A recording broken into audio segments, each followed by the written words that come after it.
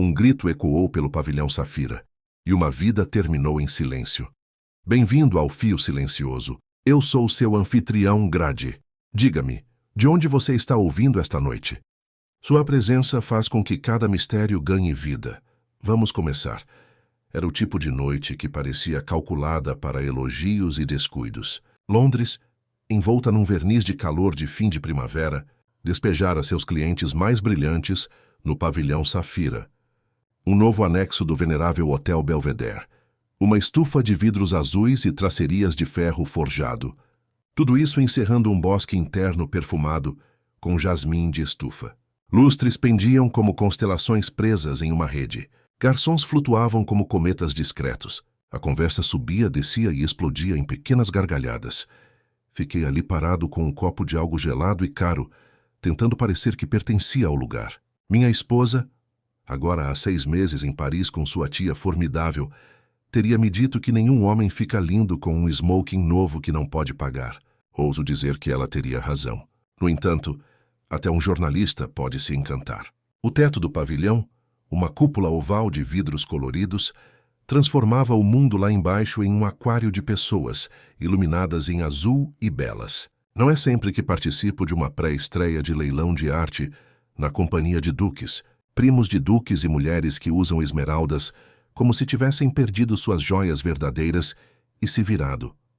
No centro do pavilhão, sobre um estrado de ébano polido como espelho, erguia-se o objeto de veneração da noite, a Safira Mirza, ou assim a chamavam, uma joia do tamanho de um punho, da cor da meia-noite sobre a neve. Reclinava-se em um conjunto de penas de platina dentro de uma caixa de cristal. O leilão seria realizado na tarde seguinte no grande salão do Belvedere.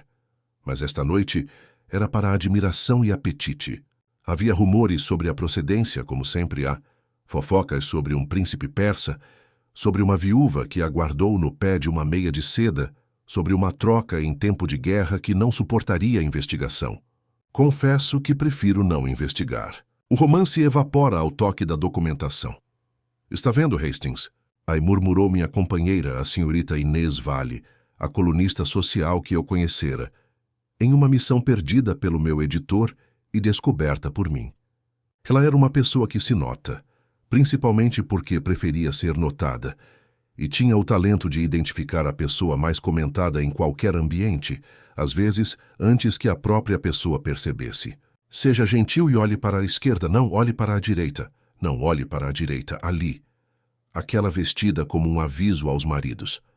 Aquela é Lady Caroline Davers. Se a Mirza Sapphire fosse um homem, ela já teria se casado com ele. Formidável, eu disse, tentando não encará-la, mas sem sucesso. Lady Caroline era alta, loira, e mas se me perdoam uma observação masculina, construída como uma estátua esculpida por alguém com uma fina compreensão da tentação e nenhum senso de economia.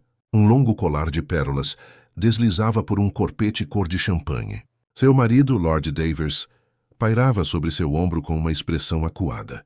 Ele era mais baixo, pálido, e dava a impressão de nunca ter escolhido sua própria gravata. E ao lado deles, continuou a senhorita Vale, o Dr. Felix Harborough, o especialista em nervos da moda. As pessoas simplesmente adoram lhe contar a verdade naquele tom confidencial que reservam para mentiras. O rapaz com o cabelo sério? Exatamente o mesmo. Adorável com pacientes ricos e cachorrinhos, me disseram. E ali, perto das palmeiras, o Sr. Basil Rook. Ele coleciona coisas. Relógios, mulheres, processos. Eu sei o nome, eu disse. Ele não entrou com uma ação contra o ex-parceiro? Algo sobre um carregamento de pedras preciosas e uma declaração alfandegária perdida? Exatamente. Ele perdeu. Agora está compensando, vencendo em todo o resto. Permiti que meu olhar se movesse conforme as instruções. O quarto era uma taxonomia de dinheiro. Aqui uma venerável viúva em azeviche preto e opiniões. Ali uma atriz de cinema cujos cílios poderiam ter varrido o chão se ela tivesse se dado ao trabalho de olhar para baixo. Mais perto do estrado, 2 jovens estavam juntos naquela proximidade, desconfortável que se associa a um namoro ou conspiração. Uma garota de cabelos ruivos com olhos ansiosos e um jovem de óculos cujo colarinho se apoiava rebeldemente em seu pescoço. Aquela é a senhorita Audrey Linley, disse a senhorita Vale, que sabia rotular um quarto como um botânico rotula um prado. Protegida e companheira da tia idosa de Lady Davers, embora a tia não esteja aqui esta noite. E o jovem de óculos é o Sr. Peter Stroud, catalogador júnior da Godwin's, a casa de leilões. Dizem que ele tem um gênio para pedras preciosas. Dizem também que ele não tem dinheiro para comprar um segundo par de sapatos. Romance? Um acorde bem sutil, talvez, disse a senhorita Vale. Reparou como ele nunca olha nos olhos? E como ela finge não se importar? Eu estava prestes a compor um comentário sobre o tema de corações jovens e joias antigas, quando as portas do pavilhão se abriram para um recém-chegado. O burburinho da conversa se alterou. Apenas um pouco. Como acontece quando uma nota inesperada se insinua na melodia. O homem que entrou era compacto, elegante e impecavelmente vestido. Desde os sapatos de verniz até a gravata borboleta imaculada, precisamente centralizada no pescoço. Seus bigodes, sim, preciso mencioná-los. Eram tão cuidadosamente cuidados quanto um jardim de fontes em miniatura. Meu Deus, eu disse. Poirot, seu pequeno belga. A senhorita Vale arqueou uma sobrancelha. Eu estava me perguntando se esta noite poderia melhorar. Hercule Poirot fez uma pausa, como se estivesse considerando se deveria aceitar os aplausos da sala. Não os recebeu, porque Londres ainda não aprendeu a aplaudir simplesmente porque um homem está certo sobre sua gravata, mas o ar ao redor do estrado despertou uma distinta dose de atenção. Poirot avançou, com aquela serenidade particular que sugere estar disposto a perdoar o mundo por não estar organizado de acordo com suas especificações, desde que possa reorganizá-lo. Hastings, disse ele, enquanto eu me aproximava com a mão estendida. É você mesmo. Vê-la me dá satisfação. E Mademoiselle Vale tenho o prazer. Senhorita Vale, disse ela, que certa vez o descreveu em uma publicação impressa como um raio compacto de razão. Estamos honrados. Mas não, mademoiselle. Honrado é pelas cabeças coroadas e pelos repolhos de peso superior em uma feira agrícola. Estamos apenas convocados. Poirot voltou o olhar para a joia no estrado. Seus olhos se estreitaram. Depois se suavizaram, como se a safira tivesse confirmado algo que ele suspeitava. Chance, pensamos no céu noturno quando está frio, mas não cruel. Você está aqui por causa de um caso? Perguntei. Uma joia desse tamanho é tentadora. Ele abriu as mãos. Estou aqui porque um velho amigo está nervoso. O Sr. Godwin, da casa de leilões, me pediu para dar uma olhada, voilà tout. Eu a lancei. O olho voltou satisfeito. Por enquanto. Então você não espera... Meu amigo, disse Poirot. Quando você coloca uma fortuna sob uma redoma de vidro e há cerca de pessoas que desejam fortunas, você não cria uma exposição, mas um teste. Antes que eu pudesse perguntar mais, uma agitação no estrado anunciou a aproximação do próprio M. Godwin, chefe da distinta firma responsável pela venda do dia seguinte.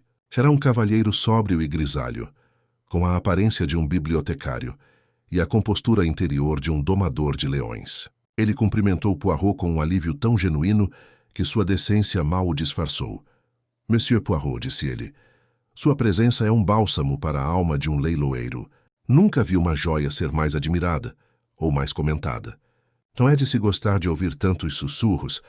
Vamos substituir o sussurro pelo silêncio, disse Poirot sorrindo. É melhor assim. Diga-me, como estão os seus preparativos? Guarda na porta, guarda no estrado. A caixa está trancada, é claro. Após o velório, levaremos a pedra para o cofre do hotel com um gerente noturno e 2 dos meus homens. Bom, disse Poirot, mas sempre há algo que não está nos arranjos. Está nas pessoas. Confio em você, Hastings, para me indicar aqueles que são mais interessantes. Lady Caroline Davers, disse a senhorita Vale prontamente.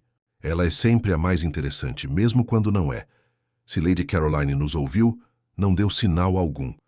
Pousou diante da vitrine com uma expressão de destino luxuoso, uma das mãos tocando o vidro, como se para testar se a safira poderia ser persuadida a rolar em sua direção por pura força de personalidade. Seu marido murmurou. Ela não respondeu. Basil Rook estava a uma curta distância, falando com o Dr. Harborough em voz baixa. O médico riu uma vez muito suavemente, como se não quisesse perturbar algo delicado. Foi nesse momento que as luzes se apagaram. Não totalmente. Nem mesmo dramaticamente. Eles diminuíram em um grau que dificilmente teria importância se alguém tivesse planejado. A orquestra, havia um trio aninhado entre as palmeiras, deslizou-se, recuperou e continuou. A conversa parou e depois se espalhou novamente como água se acalmando atrás de uma pedra. No entanto, senti, e juro que outros sentiram, um arrepio de atenção atraído para o estrado. A cabeça de Poirot se virou. O guarda na porta olhou para cima. Mr. Godwin deu 2 passos rápidos à frente.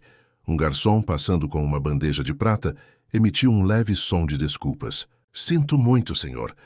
Sinto muito, senhora. Queda momentânea. O Sr. Snow, o eletricista, diz... Alguém riu. Vidro azul e luz azul. Que atmosfera. Que atmosfera. Que durou talvez 5 segundos. 10, no máximo. As luzes retomaram o vigor de antes. A orquestra, grata, encontrou seu equilíbrio numa melodia de Gershwin. As pessoas sorriram. A conversa se intensificou. Aparentemente, ninguém havia perdido nada, além de um batimento cardíaco. Só que a Mirza Sapphire tinha sumido. A caixa permanecia serena, intacta, sob sua cúpula de vidro. As penas de platina aninhavam um vazio. Não me desculpo por encará-la. Minha mente, que não é rápida mesmo nos melhores momentos, fez algumas indagações práticas. Teria eu visto errado? Teria a pedra sido removida para uma análise mais aprofundada? E então sentou-se atônita. Não havia dúvida. A safira havia se apagado como uma estrela em uma rajada de brisa cósmica. O Sr. Godwin emitiu um pequeno som, como o de um cavalheiro que vê sua vida encurtada em vários dígitos. O guarda junto ao estrado aproximou-se em 3 passadas. Lady Caroline fez um movimento com a mão que poderia ter sido um movimento de extensão ou recuo. Lord Davers disse claramente, meu Deus. Basil Rook não se moveu. Nem o Dr. Harborough, cujos olhos, curiosamente, não se voltaram para a caixa, mas para os rostos ao redor. A senhorita Audrey Linley levou as 2 mãos à boca. O jovem catalogador, Sr. Stroud, ficou muito pálido e empurrou os óculos para cima do nariz, como se para corrigir uma visão que não podia ser corrigida.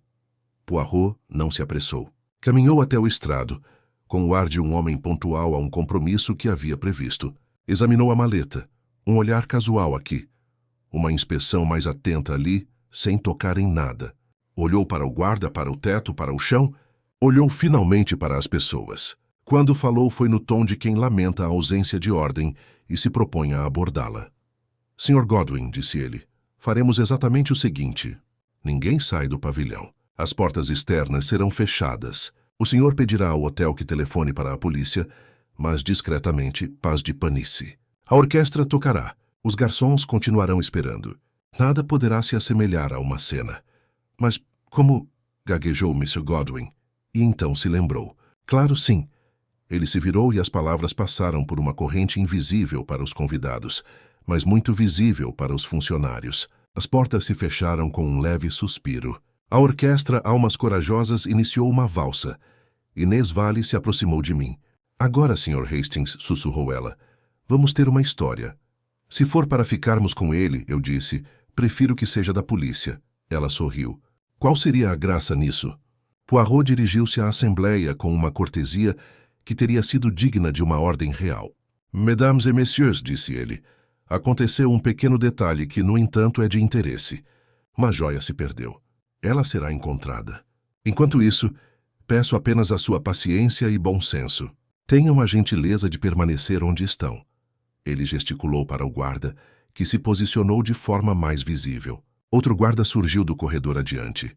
Um homem com ombros que pareciam um guarda-roupa. A equipe, com a engenhosidade típica dos hotéis, conseguiu distribuir champanhe fresco, como se a ocasião fosse um triunfo em vez de um desastre. Desapareceu.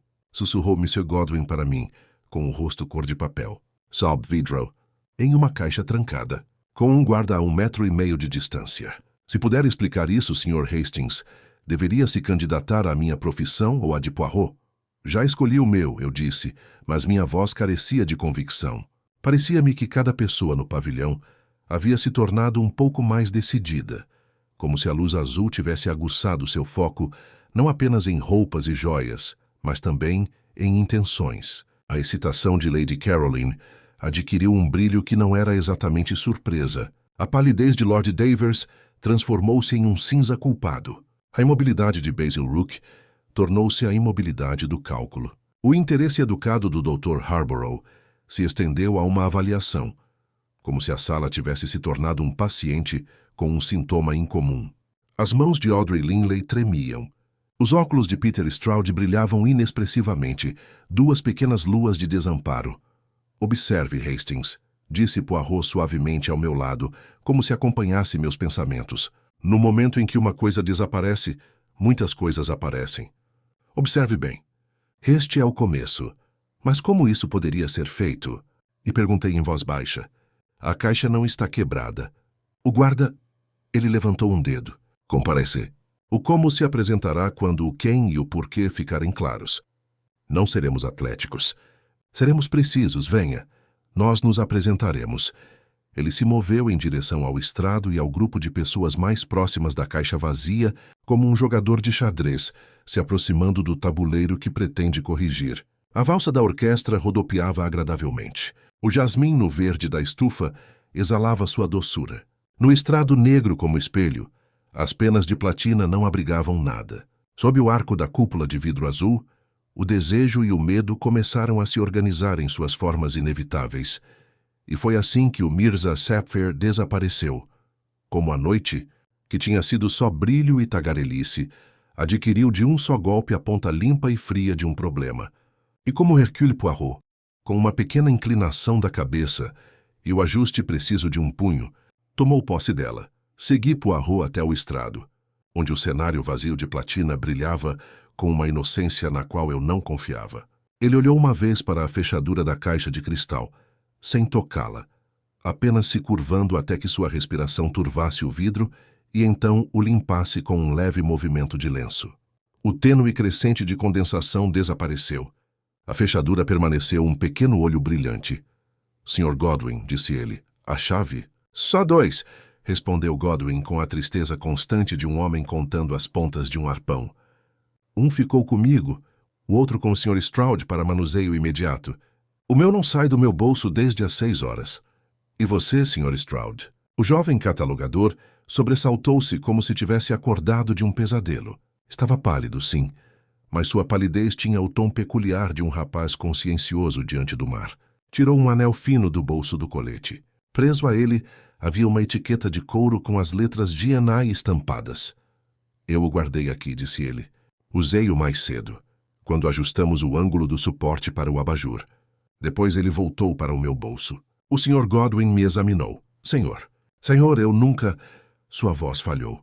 Poirot assentiu sério e sem pressa. Mas é claro. O senhor é um homem da ordem. Percebo isso no seu hábito de empurrar os óculos exatamente para o mesmo lugar no nariz. Diga-me, quando a luz diminuiu, onde o senhor estava? Bem aqui, monsieur, disse Stroud. Eu me aproximei para observar uma pequena falha. Bem, não uma falha, uma inclusão, perto da cintura. Eu queria ver como ela refletia o azul do pavilhão. É o tipo de coisa com que a gente se importa. Bem, disse Poirot, como se um pequeno teorema particular tivesse sido provado. Virou-se, com aquela sua cortesia que é mais reveladora do que a severidade, para o guarda que estava mais próximo do estrado. Seu nome, mon ami? Yarrow, senhor, foi a resposta. Era um homem quadrado, de testa cautelosa e com a postura de um sargento respeitável promovido à vida civil. Segurança da casa. E quando a luz disse a si mesma, vou tirar umas pequenas férias, o que você fez? Fiquei em pé, senhor. Olhei para a caixa. Fiquei de olho nela o tempo todo. Se alguém tivesse encostado a ponta do dedo naquele vidro, eu teria agarrado o pulso dele. É bien, murmurou Poirot. E, no entanto, nosso amiguinho aqui... Ele indicou o ninho vazio de platina. Saras escolheu fazer o passeio. A maleta não está marcada, eu disse. Não há sinal de que a fechadura tenha sido arrombada. Ainda não, Hastings, disse Poirot. Os sinais óbvios são muito amáveis. Eles se apresentam para os policiais. Ainda não estamos com os policiais. Estamos com o povo. Ele ergueu o olhar. Lady Caroline, se me permite.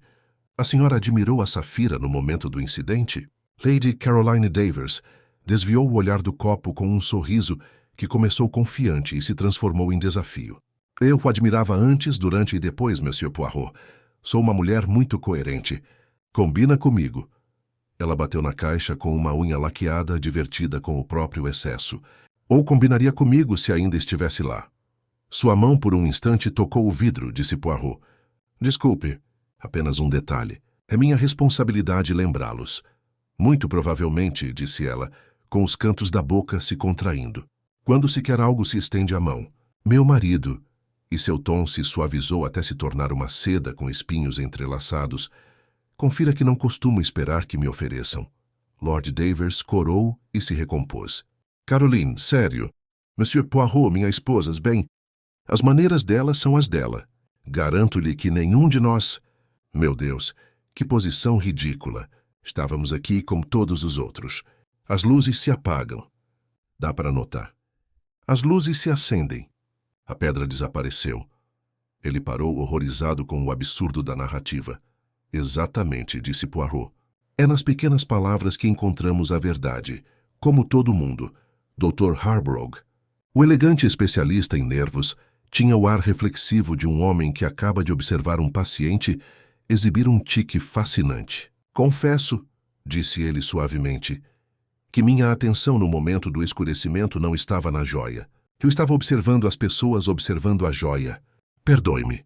É um vício profissional. E o que você diagnosticou? Perguntou a senhorita Inês Vale, que surgiu como uma sombra bem educada ao meu lado.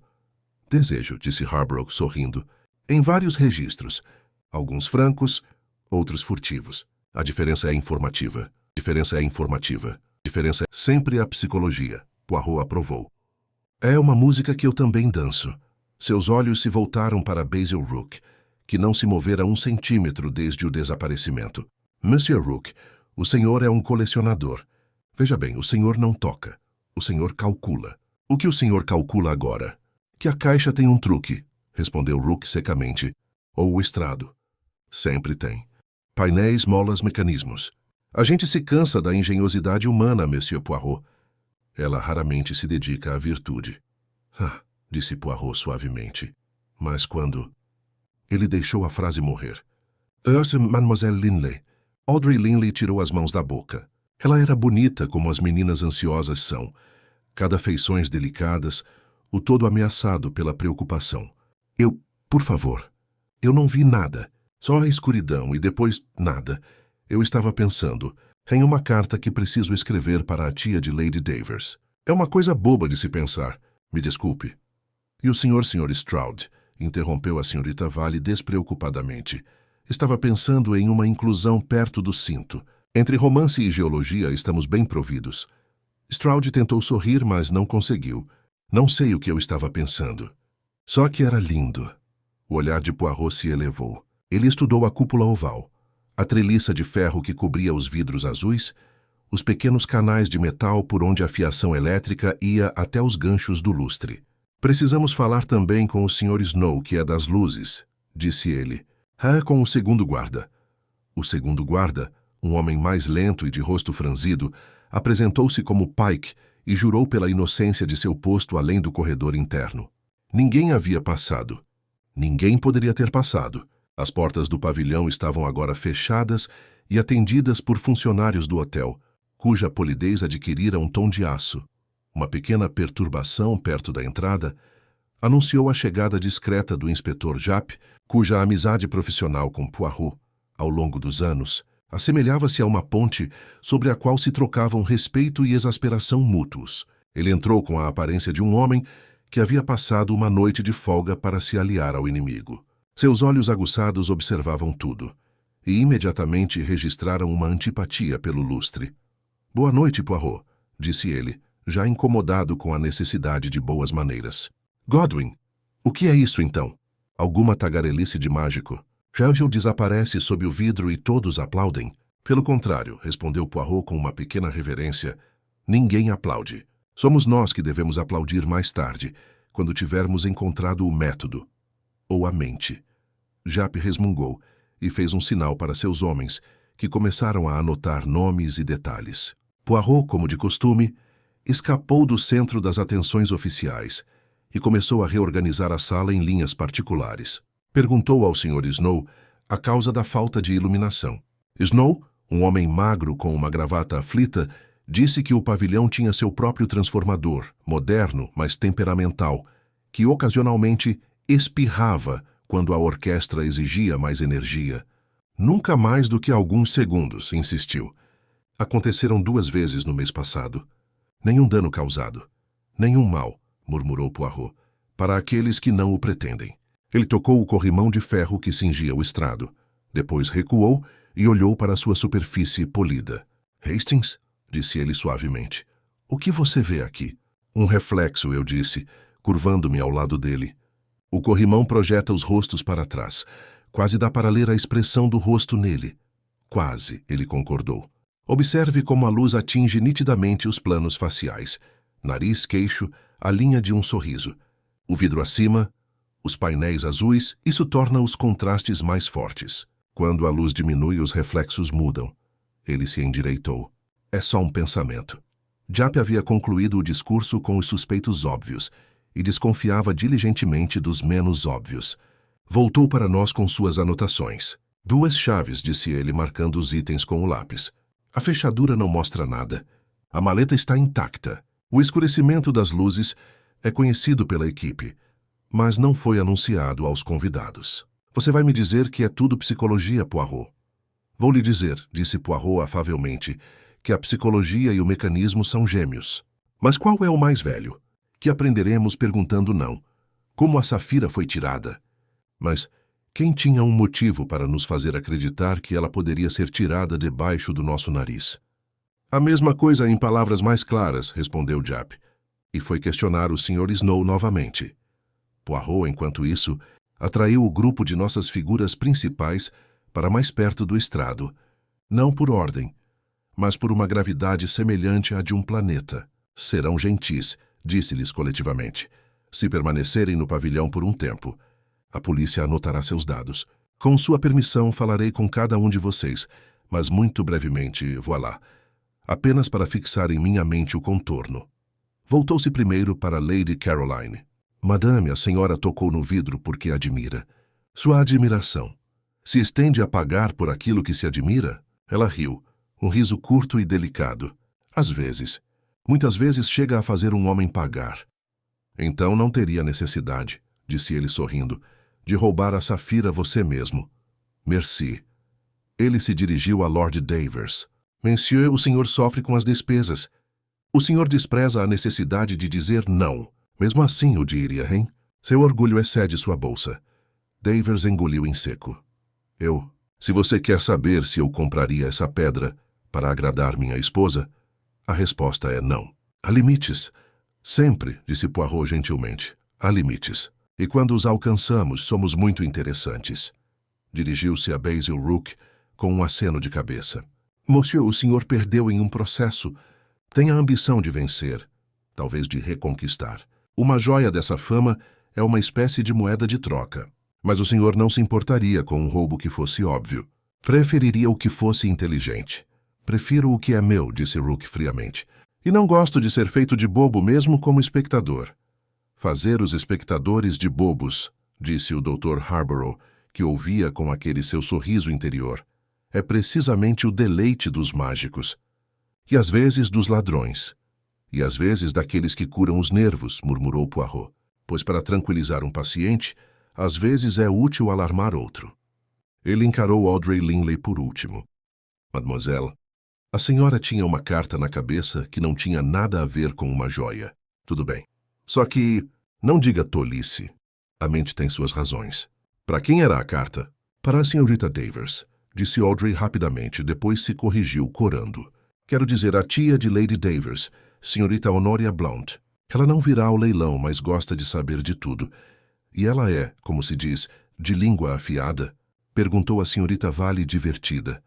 Muito, admitiu Audrey, e então mordeu o lábio como se tivesse revelado demais. Os olhos de Poirot se aqueceram, não de simpatia, mas de compreensão.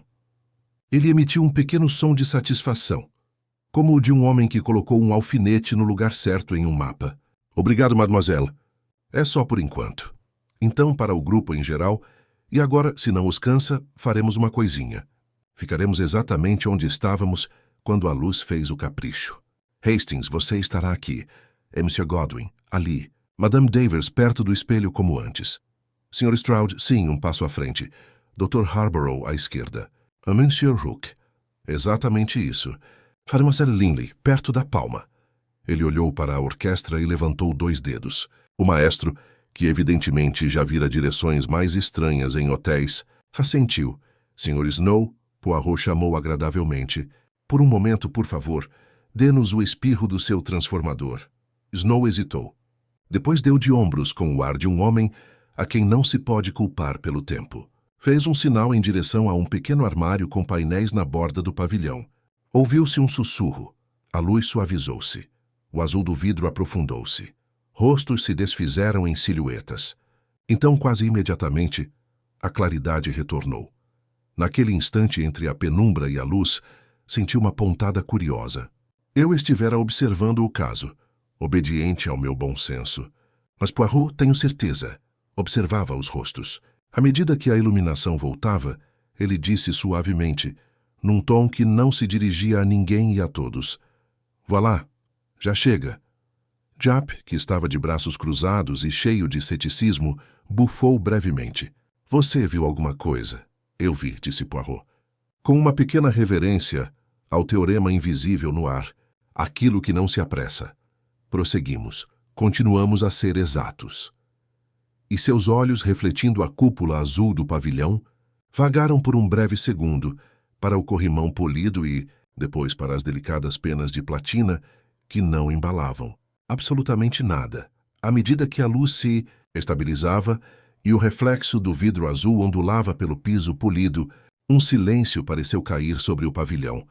Um silêncio que não era silêncio, mas tensão esticada como arame fino. Poirot permaneceu imóvel, com as pontas dos dedos juntas, o olhar percorrendo o pequeno grupo que havia retomado seus lugares ao seu comando silencioso. Percebi que ele estava menos preocupado com o desaparecimento da joia do que com o teatro de reações que ela havia provocado. Ele estava estudando rostos, não evidências. E talvez isso, no mundo de Poirot, significasse a mesma coisa. O inspetor Japp, sempre prático, havia posicionado seus guardas em ambas as portas e agora fazia anotações rápidas, embora eu soubesse que seu lápis era um instrumento de impaciência e não de perspicácia. Bem, está claro, Poirot, murmurou ele. Um elevador profissional. Alguém sabia daquele truque do transformador, esperou pela queda e levou a pedra embora sob o manto da escuridão. 5 segundos é tudo o que uma mão habilidosa precisa. Poirot deu um leve sorriso, a cabeça ligeiramente inclinada. 5 segundos, mon ami. Também bastam para revelar a alma. Um profissional, você diz? Talvez. Mas se um ladrão tão habilidoso existe entre nós, por que o palco? Por que o pavilhão, o vidro, os guardas, a companhia? Há maneiras mais simples de desaparecer com uma joia. Não. Isso não é roubo no sentido usual. É teatro, sim, e psicologia. Sempre psicologia, Japp resmungou. Bem, teatro ou não, a cortina está aberta, e vou mandar revistar os camarins. Fez um sinal para seus homens, mas Poirot o deteve com a mão, elegante, porém firme. Calma, meu amigo. Deixe a plateia sentada, enquanto a peça continua. Se você os remover agora, quebrará a ilusão. E eu preciso dela intacta. Não percebe? O maior aliado do ladrão neste momento é a confusão. Não devemos conceder-lhe o bis. Lady Caroline, encostada no estrado com aquele ar de provocação casual para o qual parecia ter nascido, deu uma risada curta. Que poético, monsieur. Mas se pretende nos manter aqui enquanto a polícia recita seu catecismo, insisto em uma cadeira. É preciso expressar a indignação com conforto. O marido murmurou algo inaudível, mas Poirot respondeu com uma inclinação galante. Paciência, madame. A verdade às vezes tarda, mas sempre chega no final. Ele começou a se mover pelo pavilhão lenta e deliberadamente, como se estivesse reorganizando o próprio ar. Seus olhos se ergueram novamente para a estrutura de ferro da cúpula. Sr. Snow, disse ele suavemente, seu gabinete elétrico... De onde ele puxa a corrente? Pelo corredor de serviço, senhor, respondeu Snow, inquieto sob o olhar de Poirot. Desce pela parede leste, alimenta as luzes, a tomada da orquestra e os ventiladores de refrigeração do vidro. Muito bom. E é acessível? Só para mim ou para os funcionários do hotel? trancado na maior parte do tempo. Mas agora mesmo você o ajustou a meu pedido. Isso é diferente, senhor. Eu tenho a chave mestra. De fato, murmurou Poirot. É sempre a chave, percebe-se, que abre muitas portas. Japp franziu a testa. Você não acha que o eletricista... Poirot balançou a cabeça. Acho, meu caro Japp, que um ladrão que depende de um espirro de maquinário dificilmente escolheria um cúmplice tão visível. Não. O maquinário não é o método. É a oportunidade. O desaparecimento é limpo demais, teatral demais. Você viu, Hastings, o vidro intacto, a fechadura intacta. E, no entanto, a maleta está vazia. A que conclusão você chega? Que o ladrão tinha uma chave duplicada, eu disse, satisfeito com minha própria lógica.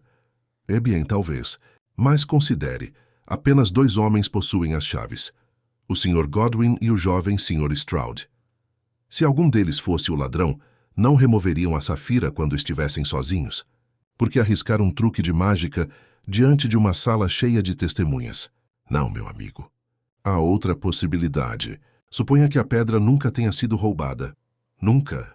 Comecei, mas seu olhar me silenciou. Poirot voltou-se novamente para a vitrine, cujo reflexo era pequeno e exato na superfície. Para fazer algo desaparecer, Hastings, basta fazer parecer que desapareceu. Uma ilusão, sim, mas cuidadosamente arquitetada. A luz se apaga, a atenção se desvia, os reflexos se alteram, e por um instante os olhos mentem. Então a vitrine é aberta, e vejam só, a ausência se torna realidade. É psicologia, não mágica. Japp não pareceu impressionado. Quer dizer que ainda está aqui em algum lugar do pavilhão? Quero dizer, talvez, que nunca foi embora. Antes que Japp pudesse responder, um grito suave rompeu perto das palmeiras. Audrey Linley havia recuado com a mão na garganta. Por favor. Oh, por favor. Olhe, sussurrou ela. A janela. O vidro azul. Todos os olhares se voltaram para cima. Ali onde os painéis curvos da cúpula encontravam as nervuras de ferro, um brilho tênue brilhava. Um pequeno e pulsante brilho, como uma estrela aprisionada. Era inconfundivelmente azul. O fogo gêmeo da Safira Mirza, lá no alto, refratando as luzes do pavilhão como se a própria gema flutuasse nos céus. O efeito foi assustador e de tirar o fôlego. Uma dúzia de suspiros rompeu o ar. Até Japp ficou olhando, perplexo. Apenas Poirot permaneceu calmo. Ele olhou para o teto por um longo momento, depois assentiu uma vez como se confirmasse uma equação. Bom, disse ele baixinho. Então, a ilusão se estende para cima. Que diabos? Japp começou, mas Poirot já havia se voltado para Monsieur Godwin. Mande 2 dos seus homens buscarem uma escada. Devagar, por favor. Sem desajeitamento. A Safira é uma testemunha delicada. Enquanto a ordem era cumprida, os convidados murmuravam inquietos e apreensivos. A calma sardônica de Basil Rook se transformara em alerta. Lady Caroline se abanava com um tédio calculado, embora seus olhos nunca se desviassem do teto. Lord Davers parecia miseravelmente incerto se devia ficar zangado ou aliviado. E o Dr. Harborough, aquele sorridente analista de nervos, fixara o olhar na senhorita Linley, que parecia abalada à beira da desmaio. Não é possível, murmurou Godwin, enquanto a escada era erguida sob a cúpula. Ninguém poderia tê-la colocado ali. Tem 9 metros de altura. Ninguém o colocou lá, corrigiu Poirot suavemente. Ele nasceu lá... da luz. Ele gesticulou para que a escada parasse no meio do caminho. Chega. Não há nada tangível para encontrar. O reflexo é cúmplice do nosso ladrão. O vidro azul acima, o ângulo da lâmpada, a posição da joia em seu ninho. Quando as luzes diminuíram, o estrado espelhado, as próprias facetas da Safira e a iluminação alterada se combinaram para projetar sua imagem para cima. E naquele instante, ele estalou os dedos levemente. Ela poderia ser trocada talvez por uma falsa gêmea ou escondida dentro do próprio invólucro. Então, onde está a pedra verdadeira agora? Perguntou Japp. Os bigodes de Poirot se contraíram. Esse, meu amigo, é o próximo passo em nosso pequeno passeio. Ele voltou à vitrine e, com a permissão trêmula de M.C. Godwin, examinou a dobradiça da tampa de cristal. Pressionou delicadamente a lateral e então, tão levemente que quase não percebi, um clique o respondeu. Um painel estreito se abriu dentro da moldura, revelando um recesso oculto do tamanho do polegar de um homem. Lá dentro, aninhado contra a borda de aço, algo brilhava. Com infinita delicadeza, Poirot o desenhou, uma pequena pedra de vidro facetada. Voilá, disse ele, segurando-a entre o indicador e o polegar. A gêmea, mas a falsa, habilmente lapidada, do mesmo peso e brilho quando vista sob luz azul. Durante o escurecimento, alguém substituiu a safira verdadeira por esta imitação e permitiu que a luz traísse a ilusão. Ela desapareceu não no ar, mas na substituição. A senhorita Vale assobiou baixinho. Uma verdadeira ilusionista. E, no entanto, disse Poirot suavemente, nenhum truque de mágica funciona sem o desejo do público de acreditar. Todos nós desejamos ver um milagre. E assim fizemos. Japp já estava rabiscando novamente. Tudo bem, Poirot. Mas isso ainda nos deixa com a mesma pergunta. Quem fez a troca? Os olhos de Poirot percorreram mais uma vez a reunião, detendo-se por um instante em cada rosto. A diversão frágil de Lady Caroline, a dignidade perseguida de seu marido, o cinismo vigilante de Rook, o intelecto calmo do Dr. Harborough, a culpa trêmula nos olhos de Audrey Linley, a compostura desesperada do jovem Stroud. Sua expressão se suavizou, mas sua voz era de aço. Essa, meu caro Japp, é a equação humana. Temos o método. Agora precisamos encontrar o motivo que exigiu tanta elegância. Pois esse roubo, se é que realmente é roubo, não foi por ganância. Não. Foi por algo mais raro. Vingança, talvez. Ou proteção. Ou... Ele fez uma pausa, seu olhar se fixando em um rosto em particular. Amor. Um murmúrio percorreu a sala, frágil como o tremor de um cristal. Poirot ajustou os punhos, satisfeito. Amanhã, disse ele, veremos qual coração exigiu mais o desaparecimento de uma safira do que sua posse. O brilho azulado na cúpula desapareceu à medida que as luzes se estabilizavam, deixando apenas o brilho do cristal e a leve inquietação que acompanha a revelação. Poirot estava de pé, com a safira falsa em concha na mão, seu brilho falso zombando de todos que haviam admirado a pedra genuína. Ao seu redor, os convidados estavam muito quietos. Era a quietude de mentes começando a calcular. Eu quase conseguia sentir cada pensamento se encaixando.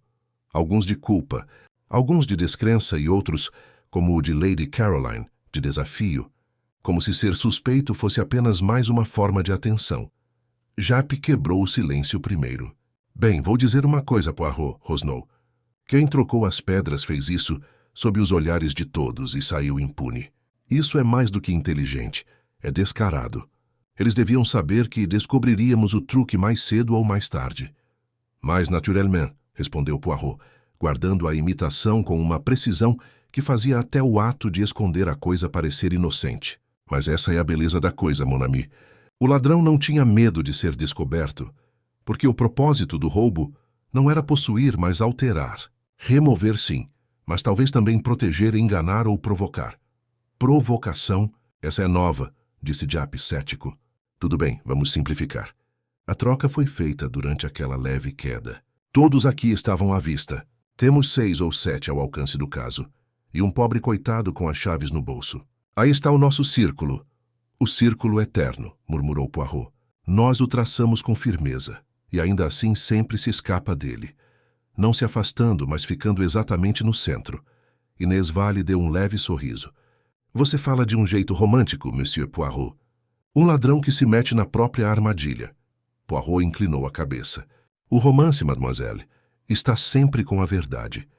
Ela se esconde e precisa ser cortejada. Vejamos quem entre nós a cortejou com tanto ardor. Seu olhar se voltou para Peter Stroud, o jovem catalogador. O garoto não se mexera desde a última vez que Poirot examinara a vitrine. Seus óculos refletiam a luz como 2 luas pálidas, e por trás deles, seus olhos eram poças de pavor. Poirot o encarou com ternura. Você está preocupado, mon petit. Diga-me por quê. Bem, monsieur. A culpa é minha, não é? Gaguejou Stroud. Eu manuseei a safira esta noite, ajustei a armação e tranquei o estojo. Fiz tudo conforme as regras, mas agora ela se foi. Eles vão pensar. Ele parou e apertou as mãos. Eles vão pensar muitas coisas, disse Poirot gentilmente, até que uma coisa permaneça verdadeira. Você vai nos ajudar a encontrá-la, hein? Sim, sim, claro, disse Stroud, ansioso. Qualquer coisa. Então comece me contando o seguinte. Quando você ajustou a pedra, havia alguma marca na cravação? Um arranhão, talvez, ou poeira? Sim, uma pequena mancha de pó na borda interna. Eu pretendia limpar depois. Ah, disse Poirot suavemente. Pólvora. De quem será? Lady Caroline deu uma risada baixa. Sério, Monsieur Poirot? Toda mulher aqui tem que ser suspeita, só porque carrega uma esponja de pó de arroz? Não, madame, disse Poirot com gravidade. Só aqueles que tocam no que não devem. Os olhos dela se estreitaram. A diversão se congelou. Se você sugerir que eu... Ele ergueu a mão apaziguando-o. Não sugiro nada. Apenas observo que a vaidade, assim como a ganância, deixa suas impressões digitais. No entanto, precisamos ser imparciais. Virou-se de repente para o Dr. Harborough. O senhor doutor observou rostos em vez de joias. Diga-me, quem demonstrou surpresa que não era genuína? O médico sorriu lento e deliberado. Você pergunta pelo meu diagnóstico? Muito bem. Surpresa, você diz. Houve bastante disso, mas uma expressão me pareceu equivocada. Quando a luz retornou e a safira desapareceu, a senhorita Linley... Ele hesitou brevemente, como se lamentasse o nome. A reação da senhorita Linley foi lenta. Não choque imediato, mas uma espécie de confusão, como se esperasse ver outra coisa. Audrey Linley se assustou, levando a mão instintivamente à garganta. Isso não é verdade, gritou ela. Eu nem vi. Ah, por favor, não sei o que vi. Estava tudo escuro. Tranquila, mademoiselle, disse Poirot. Não acusamos ninguém. Mas confusão. É interessante, pois a confusão, veja bem, muitas vezes esconde conhecimento ou medo. Às vezes ambos. Os olhos da garota se encheram de lágrimas, mas antes que ela pudesse falar, Basil Rook interrompeu com a irritação brusca de um homem entediado com sentimentalismo. Sério, isso é absurdo. A garota está assustada naturalmente. Não se pode esperar que qualquer criatura nervosa atue como um ator. O sensato é examinar o óbvio. Stroud manuseou a chave. Stroud tinha acesso. Stroud deveria ser detido. Japp assentiu brevemente. Sim, vamos mantê-lo por perto, não se preocupe. Poirot olhou pensativamente para Rook. O senhor é impaciente, monsieur. A impaciência, assim como a curiosidade, é um luxo. O senhor diz o óbvio, mas se esquece de que o óbvio é sempre aquilo em que os culpados confiam. Os lábios de Rook se contraíram, mas ele não disse nada. A atenção de Poirot, enquanto isso, se voltara sutilmente para Lord Davers. A palidez do pobre homem se intensificara. Seus olhos se alternavam entre a esposa e Poirot com uma desesperança que poderia ser medo ou fadiga. Lord Davers, disse Poirot suavemente. O senhor ama a paz, eu acho. Detesta cenas. No entanto, é casado com uma dama que as cria como um artista pinta. Por impulso e inspiração, Davers se recompôs. Minha esposa não tem nada a ver com isso. Nada, ouviu? Deixe-a fora disso. Infelizmente, disse Poirot, ninguém pode ficar de fora quando a verdade escolhe seu alvo. O senhor está preocupado, milord. Preocupado talvez por dívidas? Pela aparência. Por uma pedra que, em outras circunstâncias, poderia ter salvado seu nome, ou seu orgulho. Ouviu-se um suspiro, e o leque de Lady Caroline fechou-se como um tiro de pistola. Como ousa! Os assuntos do meu marido não são da sua conta. Pelo contrário, disse Poirot calmamente, são da conta de quem planejou esse roubo, pois roubos de joias costumam ser roubos de reputação. Mas não vamos brigar, madame. Sempre há tempo. Ele então se virou para Japp. Meu amigo, vamos deixar essa boa gente descansar. É tarde, e o cansaço turva a razão. O senhor vai colocar guardas nas saídas, certo? Ninguém sai do hotel. Amanhã de manhã retomaremos o trabalho, com a mente revigorada e a luz mais honesta. Japp hesitou, mas a firmeza nos olhos de Poirot o convenceu. Tudo bem, disse ele rispidamente. Vamos segurá-los até de manhã. Mas, Poirot, você tem alguma pista real ou é só seu lado psicológico? Poirot sorriu. Um sorriso secreto e seguro. Eu tenho, meu amigo, um fio. Muito fino, muito delicado, mas vai aguentar. A safira, creio eu, não foi longe. Talvez não mais longe do que a bolsa de uma dama, o bolso de um cavalheiro, ou uma consciência que ainda hoje treme. Enquanto os convidados eram escoltados para fora, sob a vigilância dos guardas, Poirot permaneceu junto ao estrado, seu reflexo se fundindo com a sombra da caixa vazia. Inés Vale, que também havia permanecido, aproximou-se. Você tem uma ideia, disse ela. Sempre se tem quando se fica muito quieto. Poirot olhou para a cúpula azul, agora esmaecida pela cor do crepúsculo. Uma ideia sim, disse ele suavemente. Começa, mademoiselle, com uma mentira contada por amor. E termina talvez com uma verdade que a matará. Mas primeiro preciso dormir. As pequenas células cinzentas não funcionam bem com champanhe. Ele fez uma pequena reverência para a sala e, enquanto o seguíamos para o corredor da meia-noite, não pude deixar de olhar para trás. O pavilhão, agora vazio, brilhava fracamente sob sua cúpula. A caixa de vidro erguia-se como um fantasma de riqueza, belo, silencioso e acusador. Em algum lugar naquele silêncio, a Safira Mirza esperava para ser encontrada. Ou como Poirot poderia ter dito, para revelar quem precisava que ela desaparecesse. A manhã chegou cinzenta e chuvosa, o tipo de amanhecer londrino que parece lavar as ruas, mas não os pecados. O Hotel Belvedere ostentava sua névoa como luto, e o pavilhão Safira, agora guardado por policiais que pareciam comuns demais para um roubo tão extraordinário, havia perdido completamente o charme. Lá dentro, o aroma do jasmim da noite anterior pairava levemente no ar, misturado a metal e inquietação. Quando entrei, Poirot já estava lá, imaculado como sempre. O bigode aparado com precisão matemática, uma pequena bandeja de café da manhã intocada ao seu lado. Ele estava parado diante da vitrine vazia, como se contemplasse a traição de um velho amigo. Eu já havia me acostumado com aquela imobilidade dele, a calma enganosa, que geralmente precede uma tempestade de deduções. Bon matin, Hastings, disse ele sem se virar. Você dormiu? Você sonhou? Sonhos são pequenos ensaios da verdade. Sonhei com vidro azul e safiras faltando, eu disse, esfregando os olhos. Se você consegue entender isso, fique à vontade. Os lábios de Poirot se contraíram. Talvez eu consiga, mon ami. Veja bem, em cada sonho, como em cada crime, há um desejo. O que foi que você desejou ontem à noite? Que tudo estaria resolvido pela manhã. Ah, os eternos ingleses esperam que o café da manhã possa curar todos os mistérios. Infelizmente, este é muito indigesto. O inspetor Japp entrou então com a capa de chuva ainda pingando e a expressão séria. Bom dia, Poirot. Você acordou cedo. Sempre, meu amigo. O crime não respeita os horários civilizados. Você tem os relatórios? Japp folheou seu caderno. Os hóspedes ficaram presos durante a noite, como você disse. Ninguém saiu do local. Revisamos os quartos, as bagagens, as bolsas, nada. Nenhum vestígio da Safira verdadeira. Godwin está fora de si. A gerência está histérica e os jornais já estão farejando. E nossos suspeitos? Perguntou Poirot suavemente. Cada um tem sua própria historinha. Lady Davers ficou furiosa. Disse que processaria o hotel por negligência. O marido passou a noite andando de um lado para o outro. Basil Rook enviou 3 telegramas, um para o advogado, um para um negociante de pedras preciosas e um que não conseguimos rastrear. O Dr. Harbrook escreveu cartas e pediu café da manhã no quarto. Audrey Linley chorou metade da noite e o jovem recepcionista Stroud parece prestes a se enforcar. Então, disse Poirot suavemente, temos progresso. As emoções, elas tiveram tempo de fermentar.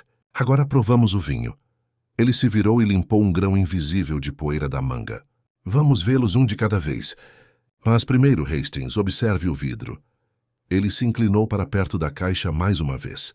Está vendo? Ali, uma tênue faixa na parede interna, quase invisível, exceto quando a luz incide de cima. Apertei os olhos. Parece... Pó de novo? Não, algo mais fino. Podre de ris deixaria resíduos. Isto... Ah, vê como brilha? Isto é mica. Pó de pó facial misturado com algo oleoso. A marca não é de dedos, mas de tecido. Talvez uma luva levemente escovada. Uma que tenha tocado a pele recentemente. Esse, Hastings, é o tipo de detalhe que me diverte muito. Japp bufou. Quer dizer que uma das mulheres cuidou disso? Quero dizer, corrigiu Poirot, que uma das mulheres queria que pensássemos assim. Antes que Japp pudesse responder, a porta se abriu e Monsieur Godwin entrou, pálido e abatido. Monsieur Poirot, disse ele, Isso é ruinoso. O leilão precisa ser cancelado. E todos os compradores em Londres vão pensar que somos tolos descuidados. O Mirza Safar estava segurado sim, mas... Ah, o escândalo! Ah, o escândalo! Ah, Poirot inclinou a cabeça gravemente. Coragem, meu amigo. A reputação ainda pode ser redimida. Encontraremos a pedra, ou pelo menos sua história. E às vezes a história vale mais do que a própria gema.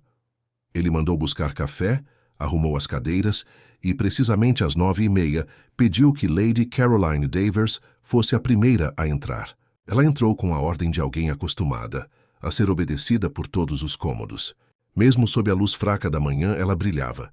Cada dobra de seu vestido marfim era deliberada. Seu sorriso polido com um brilho de indiferença. O senhor quer me interrogar, Monsieur Poirot? Disse ela despreocupadamente, sentando-se. Que dramático. Espero que haja uma boa fala para mim no roteiro. Poirot fez uma reverência. Madame, em todas as peças o público aguarda ansiosamente a entrada da estrela. Faço apenas algumas perguntas.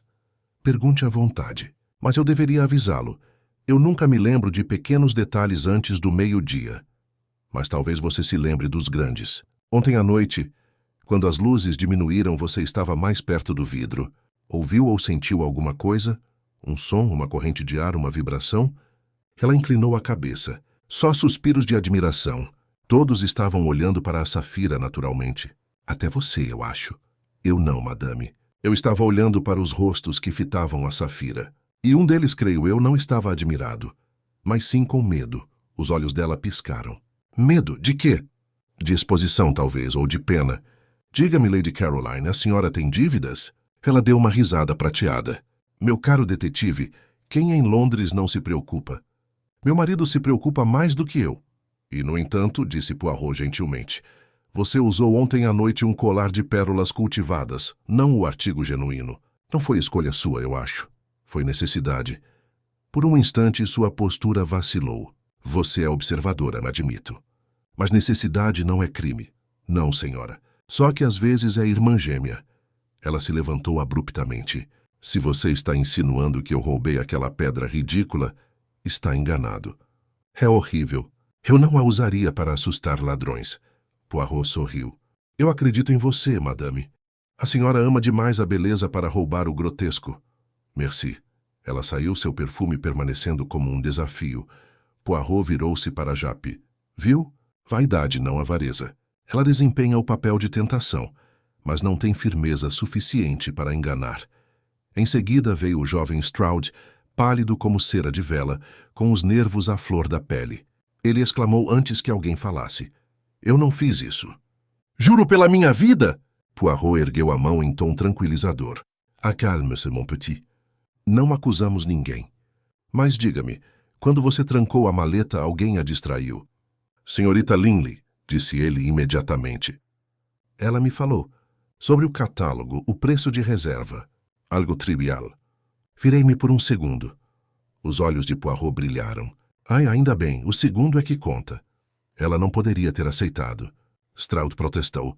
Ela é incapaz de enganar. Poirot o observou atentamente. Quando um homem insiste na pureza de uma mulher, muitas vezes é porque duvida da sua própria. Você se importa com ela, n'est-ce pas? O rosto de Stroud ficou vermelho. Sim, mas o que isso tem a ver com... Tudo, disse Poirot suavemente. O amor é o motivo mais preciso de todos. Pode fazer santos mentirem e pecadores chorarem. Jappe murmurou. Ele está fazendo isso de novo, transformando romance em evidência. Mas percebi algo mudar na expressão de Poirot, um lampejo de certeza sob o verniz. Ele dispensou Stroud com uma gentileza inesperada e fez um sinal para mim. Hastings, mon ami, por favor, traga-me um espelho pequeno e portátil. E um pouco de seda azul, se puder encontrar. Para quê? Para provar uma verdade, talvez. Ou para expor uma mentira que brilha demais. Ele se virou para a caixa vazia, seu reflexo se fundindo com o tênue fantasma da Safira desaparecida. Ela ainda está aqui, Hastings, murmurou. Ah, sim, ainda está aqui. Mas não como imaginamos. O ladrão a escondeu não na escuridão, mas na luz. E eu a encontrarei antes que este dia termine. Jappe ergueu os olhos das anotações, franzindo a testa. Escondido na luz? Você está inventando enigmas de novo, Poirot. A coisa sumiu, não está brilhando no ar. Poirot deu um pequeno sorriso indulgente. Ah, meu caro Japp, mas é exatamente por isso que não foi encontrado. Todos olham para as sombras em busca do que a luz esconde. A natureza humana é obstinada. Ela acredita que o roubo deve pertencer à escuridão. Ele fez um gesto para um dos guardas, que retornou com um pequeno espelho e um quadrado de seda azul de uma das tapeçarias decorativas do pavilhão. Poirot os dispôs no estrado, com o cuidado de um joalheiro recolocando uma pedra preciosa. Observe, Hastings, disse ele suavemente, ajustando o ângulo do espelho, para que a luz da manhã, vinda das janelas altas, incidisse sobre a vitrine de vidro. O raio refletido se espalhou para cima, atingindo a parede interna da vitrine e retornando com um brilho tênue. Viu como a seda azul altera a tonalidade? Como o reflexo se aprofunda. A cúpula do pavilhão ontem à noite. Vidro azul, o mesmo efeito ampliado. O que percebemos como ausência poderia, sob outra luz, ter sido uma substituição habilmente escondida pela obediência de nossos olhos à cor. Japp coçou a cabeça. Quer dizer que alguém usou a própria luz como cobertura? Isso é muito chique, mas ainda é preciso mãos para levantar uma joia. Exatidão, disse Poirot. E descobriremos de quem eram aquelas mãos, não pelo que tocaram, mas pelo que deixaram intocado. Naquele momento, a porta se abriu novamente, e o gerente do hotel fez Audrey Linley entrar. Ela parecia pálida e trêmula, com os olhos vermelhos de tanto chorar. As luvas ainda apertadas com força em uma das mãos, como se oferecessem proteção. A expressão de Poirot se suavizou instantaneamente, e ele se levantou com uma cortesia que desarmou até mesmo o medo. Mademoiselle, disse ele gentilmente, perdoe-me por incomodá-la novamente. Disseram-me que não dormiu. Ela balançou a cabeça. Não, monsieur. Como eu poderia? Todos me olham como se eu soubesse de alguma coisa. Mas eu não. Sério, eu não sei. Eu estava falando com o Sr. Stroud quando as luzes se apagaram. Foi um acidente, nada mais. Um acidente, sim, murmurou Poirot. E, no entanto, muitas vezes são os acidentes que são planejados com mais cuidado. Sente-se, por favor. Ela obedeceu, torcendo as luvas. O olhar de Poirot pousou imediatamente sobre elas. Você está usando o mesmo par de ontem à noite? Os olhos dela se arregalaram. Acho que sim. Não percebi. Então você tem sorte, disse Poirot suavemente. Elas são encantadoras. Mas não se deve manusear joias com luvas. A oleosidade da pele confere mais precisão. Uma pena, porém, alguns traços permanecem. Ele se inclinou ligeiramente para a frente, as narinas dilatadas como as de um cão farejador. Você tem perfume nelas. Gardênia, não é? Forte e inebriante, difícil de esquecer. Ela corou escarlate. Lady Davers me deu. Ela insiste que todas as suas companheiras usem. É o perfume favorito dela. Ah, disse Poirot, assentindo pensativamente. Então você toma emprestado não só o perfume dela, mas também seus infortúnios. Seus lábios se abriram em confusão. Infortúnios? Mas Poirot já circulava o estrado novamente, falando como se fosse para si mesmo. Duas mulheres com o mesmo perfume, ambas perto do espelho, ambas tocando suas luvas, ambas admiradas pelo mesmo jovem. Não é curioso, Hastings? Como o sentimento imita a lógica, quando o coração treme, a mão também treme. Os olhos de Audrey se encheram de lágrimas novamente. Se acha que eu peguei, monsieur, está enganado. Eu não poderia roubar nada, nem mesmo para... Ela se interrompeu abruptamente, mordendo o lábio. Poirot se virou imediatamente, o brilho nos olhos se intensificando. Nem para quem, mademoiselle? Ela hesitou. Não é nada. Por favor. Mas é alguma coisa, disse Poirot suavemente. É tudo. Veja bem, eu já deduzi que o amor foi a causa deste roubo, não a ganância. A safira não foi levada pelo seu preço, mas pelo seu poder de destruir ou de salvar. O que era para a senhora, mademoiselle? Suas mãos tremiam, torcendo as luvas até elas rangerem. Eu não posso... Ah, por favor, não me faça dizer isso. Poirot esperou pacientemente. O silêncio se estendeu, até que o som da chuva batendo no vidro pareceu insuportavelmente alto. Por fim ela sussurrou. Era para ele. Para o Sr. Stroud.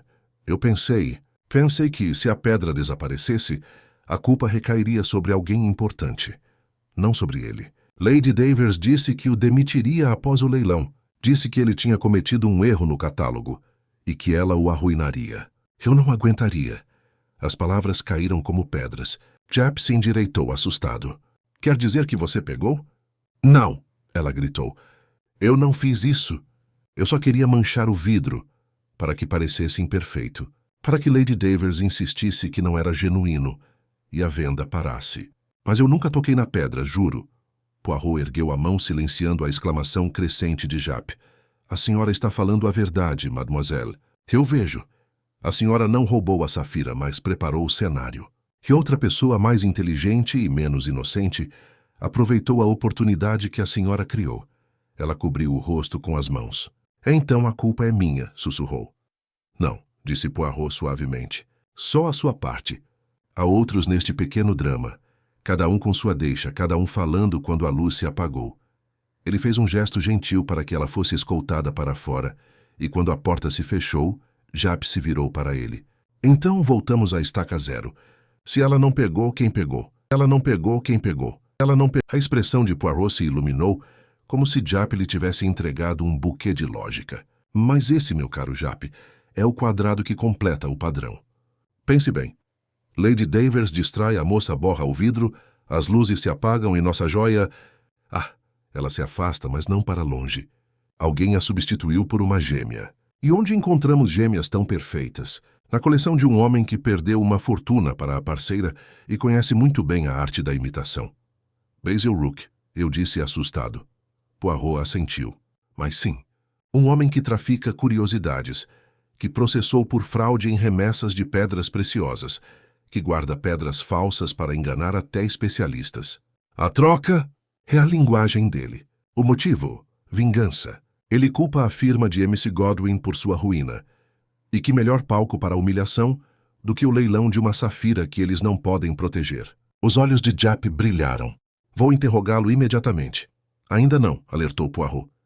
Ainda há a questão do método.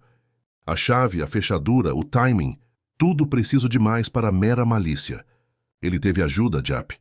Ajuda que ele não esperava precisar. Uma mulher talvez que pensava estar ajudando outra. Alguém cujas mãos carregavam gardênia e inocência em igual medida.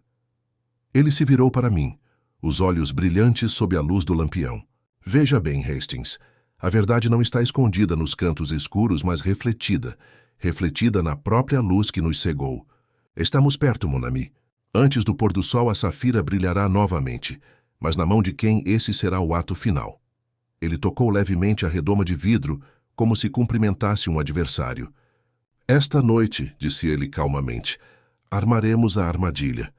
E quando a luz diminuir novamente, não será a safira que desaparecerá, será a máscara do ladrão.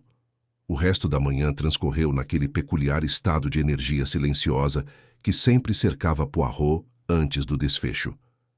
Ele passou boa parte do tempo andando de um lado para o outro no pavilhão, com deliberada lentidão, seus pezinhos quase sem fazer barulho no chão polido. Jap havia saído para entrevistar Basil Rook, resmungando que toda aquela conversa terminaria em uma de suas malditas palestras de psicologia. Se MC Godwin pairava por perto como um fantasma de dignidade arruinada. A chuva havia cessado, mas a luz que atravessava a cúpula azul era pálida e incerta, como se o próprio céu hesitasse em se comprometer com a verdade. Poirot pareceu se deleitar com o desconforto. É bom, murmurou certa vez. O desconforto, Hastings, é a vassoura que varre a pretensão. Os culpados não suportam a poeira que ela levanta. Ele combinou com o gerente do hotel a reabertura do pavilhão naquela noite. A mesma iluminação, a mesma música, a mesma companhia, instruiu. Vamos recriar o momento exatamente como ele foi. Só então a falsidade se desfará. Aventurei-me a perguntar da forma mais discreta possível se seria seguro reunir os convidados novamente.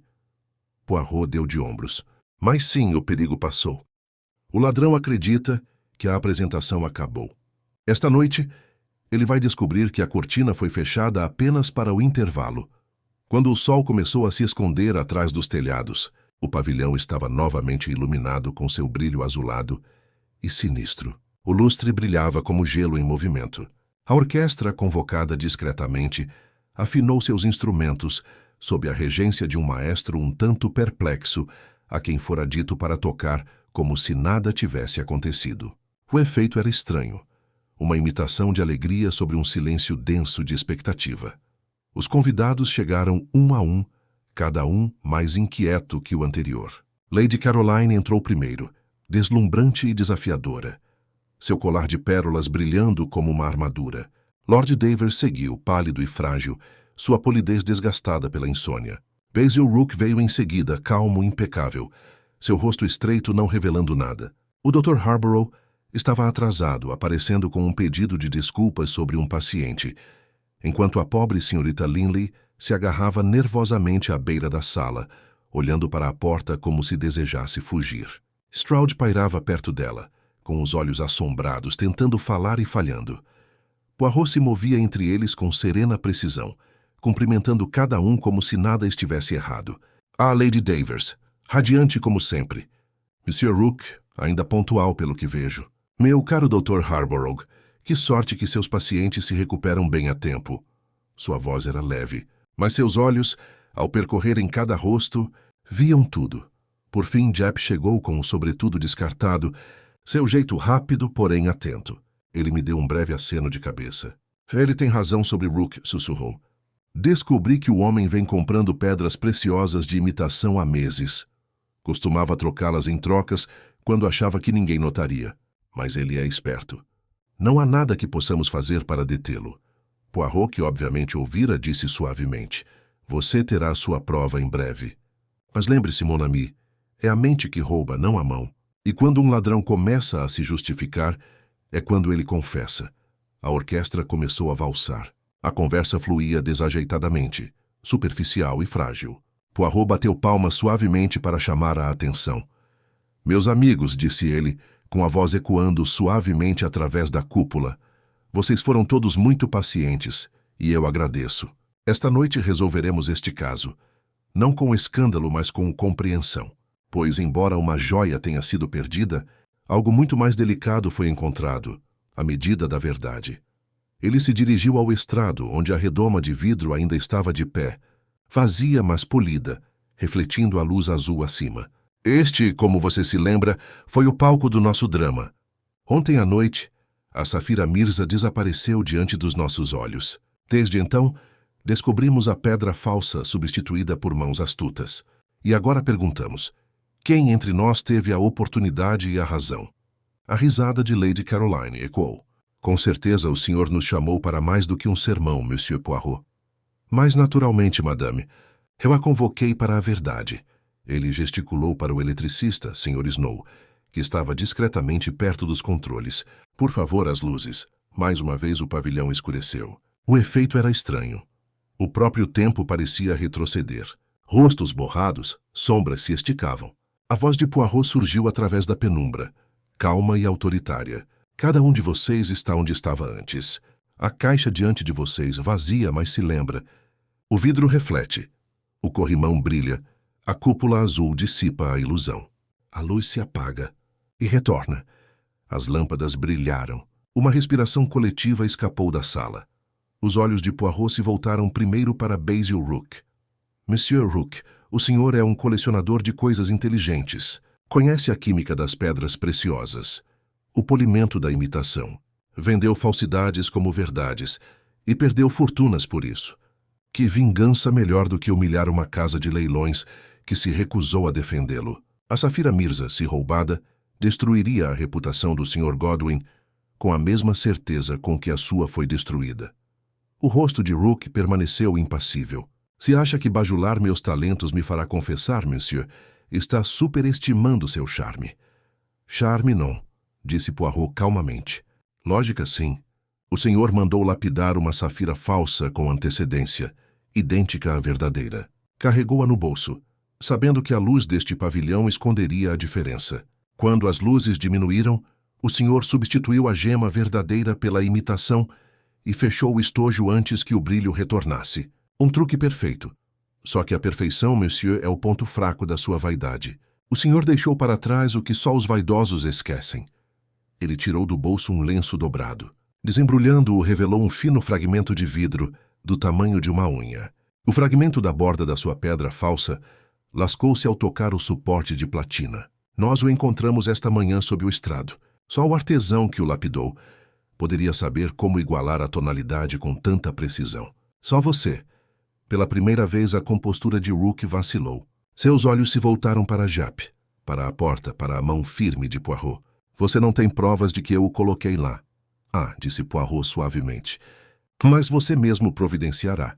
Ele se virou para o Sr. Snow. Mais uma vez. Por favor, as luzes. O pavilhão escureceu novamente, e quando a iluminação retornou, a multidão ficou boquiaberta.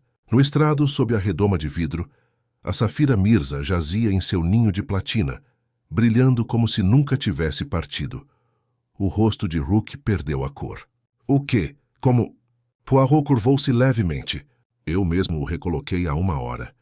Estava escondido, monsieur, dentro da cavidade do corrimão ornamental em que o senhor se apoiou enquanto admirava seu trabalho. Um esconderijo inteligente, mas conveniente demais. O senhor tentou recuperá-lo mais tarde, talvez esta noite, quando a excitação tivesse passado. Mas veja bem, as pequenas células cinzentas, elas nunca desaparecem. Japp deu um passo à frente com a mão no ombro de Rook. Basil Rook, acho que é o fim da sua coleção. Rook não disse nada. Seus olhos, refletindo a cúpula azul acima, pareciam quase resignados. Teria dado certo, murmurou. Se não fosse pela garota... A expressão de Poirot se suavizou. Ah, sim, a garota. Você a viu borrar o vidro e sabia que a confusão o protegeria. Você deixou o medo dela fazer o seu trabalho. Ele se virou para Audrey Linley, que estava tremendo ao lado de Stroud. Coragem, mademoiselle. Agora você vê que o erro do amor desfez a própria malícia. Fique em paz. O pavilhão estava completamente silencioso. Então a voz de Lady Caroline quebrou o silêncio, débil e ofegante. Vem, disse ela. Parece que testemunhamos um truque de mágicas, afinal. Poirot sorriu com um olhar caloroso, porém cansado. Não, madame. Nós apenas vimos a verdade sob a luz adequada. Enquanto Japp conduzia Rook para longe e as últimas notas da orquestra se extinguiam, Poirot ajustou os punhos e se virou para mim com aquele pequeno sorriso de cumplicidade. Veja bem, Hastings, no fim das contas nunca houve mistério de desaparecimento. Apenas de reflexão. É sempre assim com a natureza humana. A luz revela, mas também engana. É preciso saber quando desviar o olhar. E quando saímos do pavilhão, a cúpula acima brilhou fracamente mais uma vez, como se até mesmo o vidro azul estivesse esperando que a verdade retornasse. Quando o pavilhão finalmente se esvaziou naquela noite, o ar ainda brilhava levemente com a lembrança da luz azul e da revelação. No entanto, mesmo enquanto Basil Rook era conduzido sob o olhar atento de Japp, eu podia sentir que Poirot não estava totalmente satisfeito. Ele havia triunfado. Cada gesto, cada palavra sua havia sido transmitida com precisão teatral. Mas por trás dessa perfeição havia uma inquietação que eu aprendera a reconhecer. Seus triunfos raramente o deixavam satisfeito. Ele permaneceu ali por muito tempo, depois que os outros partiram, parado diante da Safira que agora repousava novamente sob sua cúpula de vidro. A joia ardia sob a luz artificial, viva e hipnótica, como se zombasse de todas as ambições humanas que a cercavam. O reflexo de Poirot tremia levemente no vidro curvo, duplicado e distorcido. Você está preocupado, eu disse baixinho. Perturbado, sim, admitiu. Mas não pelo crime. O enigma, sim, esse eu resolvi. Mas o coração, Hastings, esse continua sendo o mistério. Sempre é mais intrincado do que os roubos que inspira. Ele se aproximou, estreitando os olhos diante do fogo frio da Safira. Você não acha curioso, mon ami, que o ladrão tenha falado da garota no final? Ele disse. Teria funcionado se não fosse pela garota. Essas palavras, elas contêm algo que não é ódio, mas arrependimento. E arrependimento, Hastings, nunca é a emoção da mente criminosa. É a confissão do coração humano. Antes que eu pudesse responder, passos ecoaram pelo corredor. Audrey Linley apareceu, pálida e hesitante, com as mãos firmemente entrelaçadas à frente do corpo. Monsieur Poirot, disse ela suavemente, posso falar com o senhor? A sós? A expressão de Poirot suavizou-se instantaneamente. Mais certainement. Entre, mademoiselle. Ela hesitou na soleira, olhando nervosamente para mim. Poirot assentiu, indicando que eu poderia ficar. Hastings é a discrição em pessoa, garantiu ele. Pode falar à vontade. Ela deu um passo à frente, com o leve aroma de gardênia a precedendo. Eu queria agradecer, disse ela, por provar que eu não roubei. Mas também queria lhe dizer que algo sobre o que o Sr. Rook disse antes de ser levado me assustou. Assustou você, mademoiselle? Por quê? Porque não era verdade, ela sussurrou. Ele disse que teria dado certo se não fosse por mim. Mas eu não o impedi. Eu nem sabia o que ele estava fazendo. Então por que dizer isso? A menos que ele não estivesse falando de mim. Poirot ergueu a cabeça bruscamente. Continue. Ela engoliu em seco. Quando ele disse à menina, ele não estava olhando para mim. Ele estava olhando para Lady Davers. Por um instante, o silêncio pressionou o vidro do pavilhão. Os olhos de Poirot se arregalaram ligeiramente. Depois se estreitaram novamente, vívidos pela emoção de uma nova direção. Tiens, murmurou. O drama não acabou. Mudou de figura.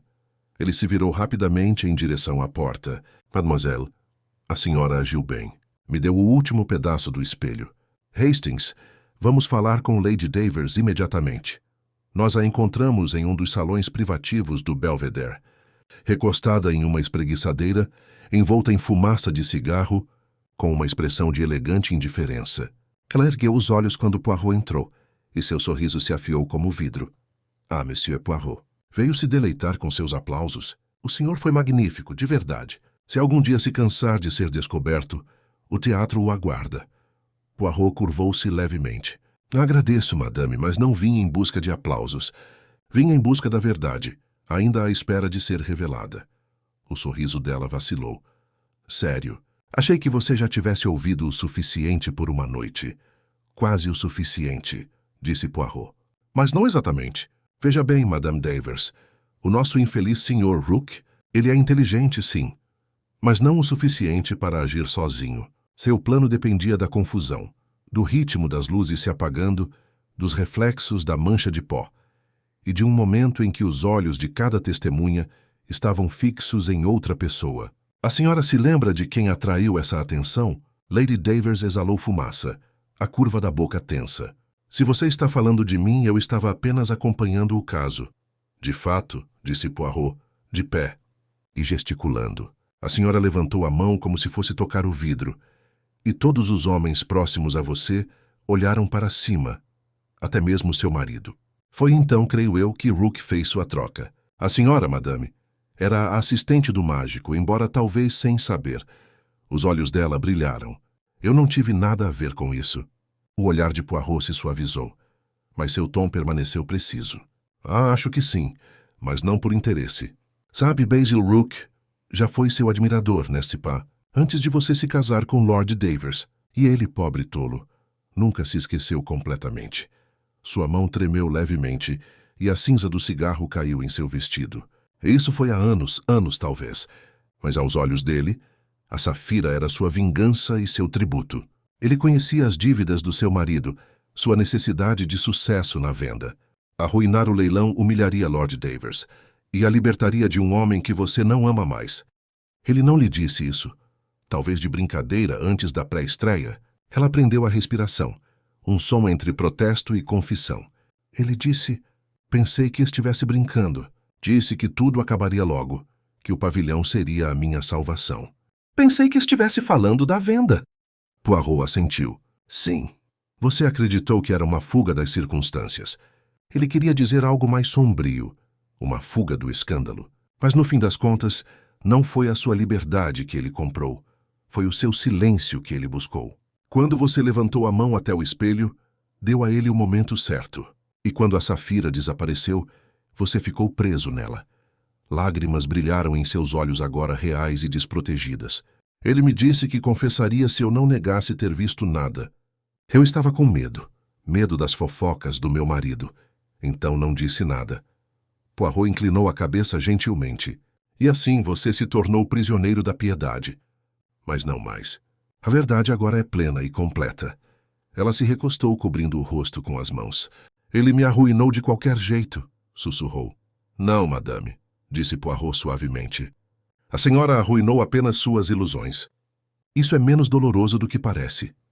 Quando a deixamos, Os corredores do Belvedere estavam silenciosos, ladeados por lâmpadas fracas que tremeluziam como olhos cansados. Poirot caminhava lentamente, com passos pensativos.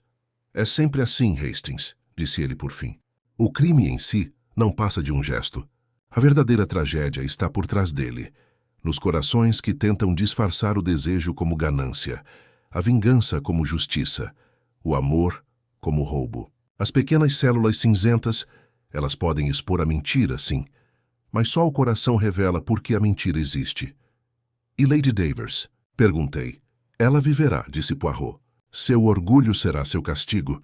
Quanto à Safira, bah, é apenas uma pedra. Mas, para ela sempre brilhará com a lembrança do que perdeu ao tentar alcançá-la. Ele parou na porta de sua suíte, olhando para o pavilhão, agora escuro e silencioso sob o céu noturno. Veja bem, mon ami, murmurou. No fim das contas, a Safira não refletia luz, mas vaidade. Que vaidade, Hastings? É o vidro mais frágil de todos. Ele deu um leve sorriso, a melancolia se transformando em malícia. Vamos, Hastings. Amanhã haverá manchetes, entrevistas e talvez, se não tivermos sorte, um convite para jantar de Lady Davers. Vamos dormir antes que a fama nos encontre. E enquanto nos afastávamos, não pude deixar de olhar mais uma vez para a cúpula sombreada do pavilhão. Em algum lugar sob aquele vidro, sob toda aquela luz e ilusão, Poirot havia descoberto não apenas um ladrão, mas algo infinitamente mais raro, a verdade sobre o porquê de roubarmos. A manhã seguinte amanheceu fria e quebradiça, como se a própria cidade estivesse se recuperando de uma febre. O Hotel Belvedere permanecia silencioso, seus corredores abafados pelos tapetes grossos e pelo leve aroma de madeira excessivamente polida. Lá fora, a garoa havia se transformado em uma névoa pálida que pressionava suavemente as janelas, borrando o mundo em tons de cinza e azul. Poirot e eu tomamos café da manhã em sua suíte, como era seu hábito após uma investigação, mas ele comeu pouco. Sua xícara de chocolate esfriou intocada, enquanto ele examinava um jornal dobrado ao lado do prato. A manchete proclamava em letras grandes: Roubo no Belvedere. Detetive famoso derrota trama de Gen. Ele suspirou, dobrando-o cuidadosamente. Ah, a imprensa inglesa gosta tanto da palavra enredo. Ela sugere teatro, não é? Sempre deve haver drama, o vilão, os aplausos. Mas eles esquecem que em cada história desse tipo, há corações ainda sangrando por trás da cortina.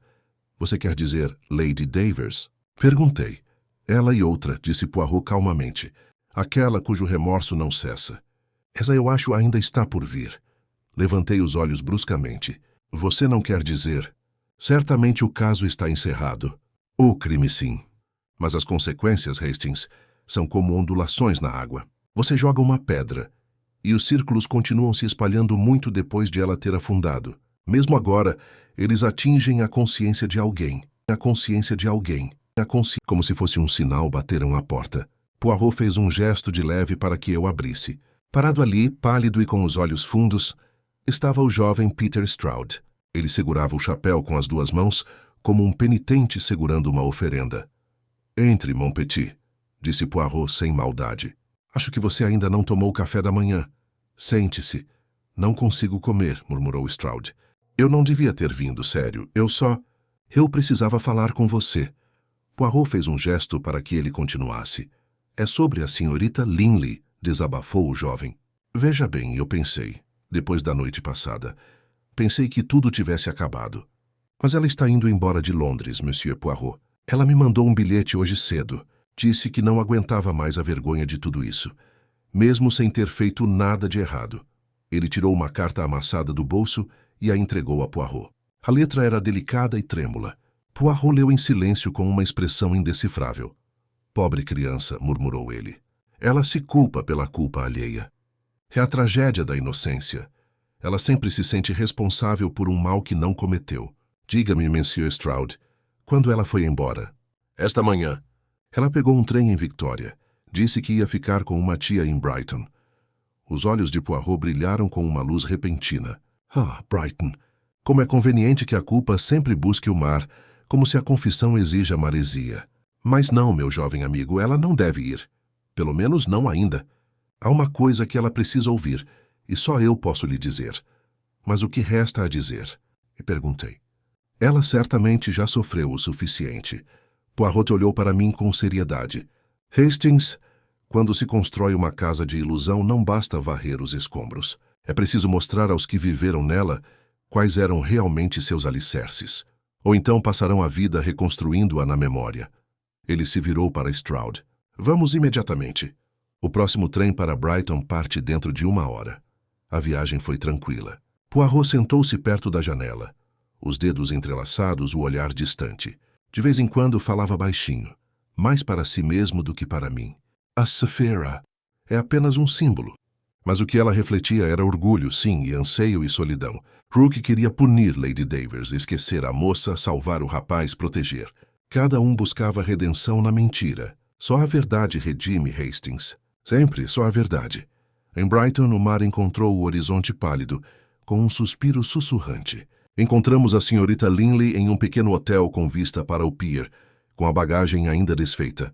Ela se assustou ao ver Poirot com as faces coradas. Monsieur Poirot, o senhor não deveria ter vindo. Eu queria esquecer tudo. Esquecer, disse Poirot gentilmente. É o desejo do coração, mas não a cura da alma. A senhora não esquecerá, mademoiselle, até entender.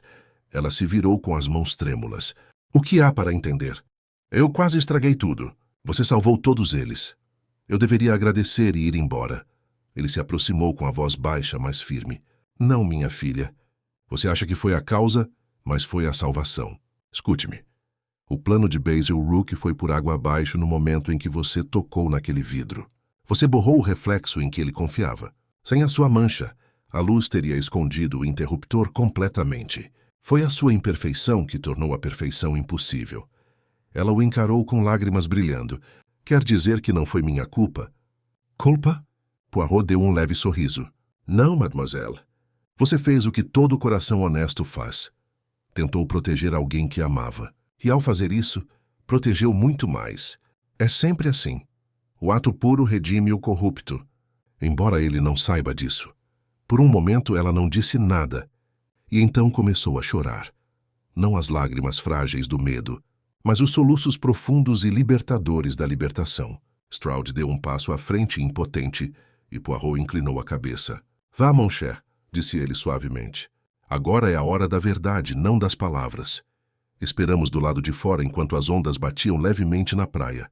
Quando finalmente emergiram, os olhos da senhorita Linley estavam calmos, seu rosto pálido, mas sereno.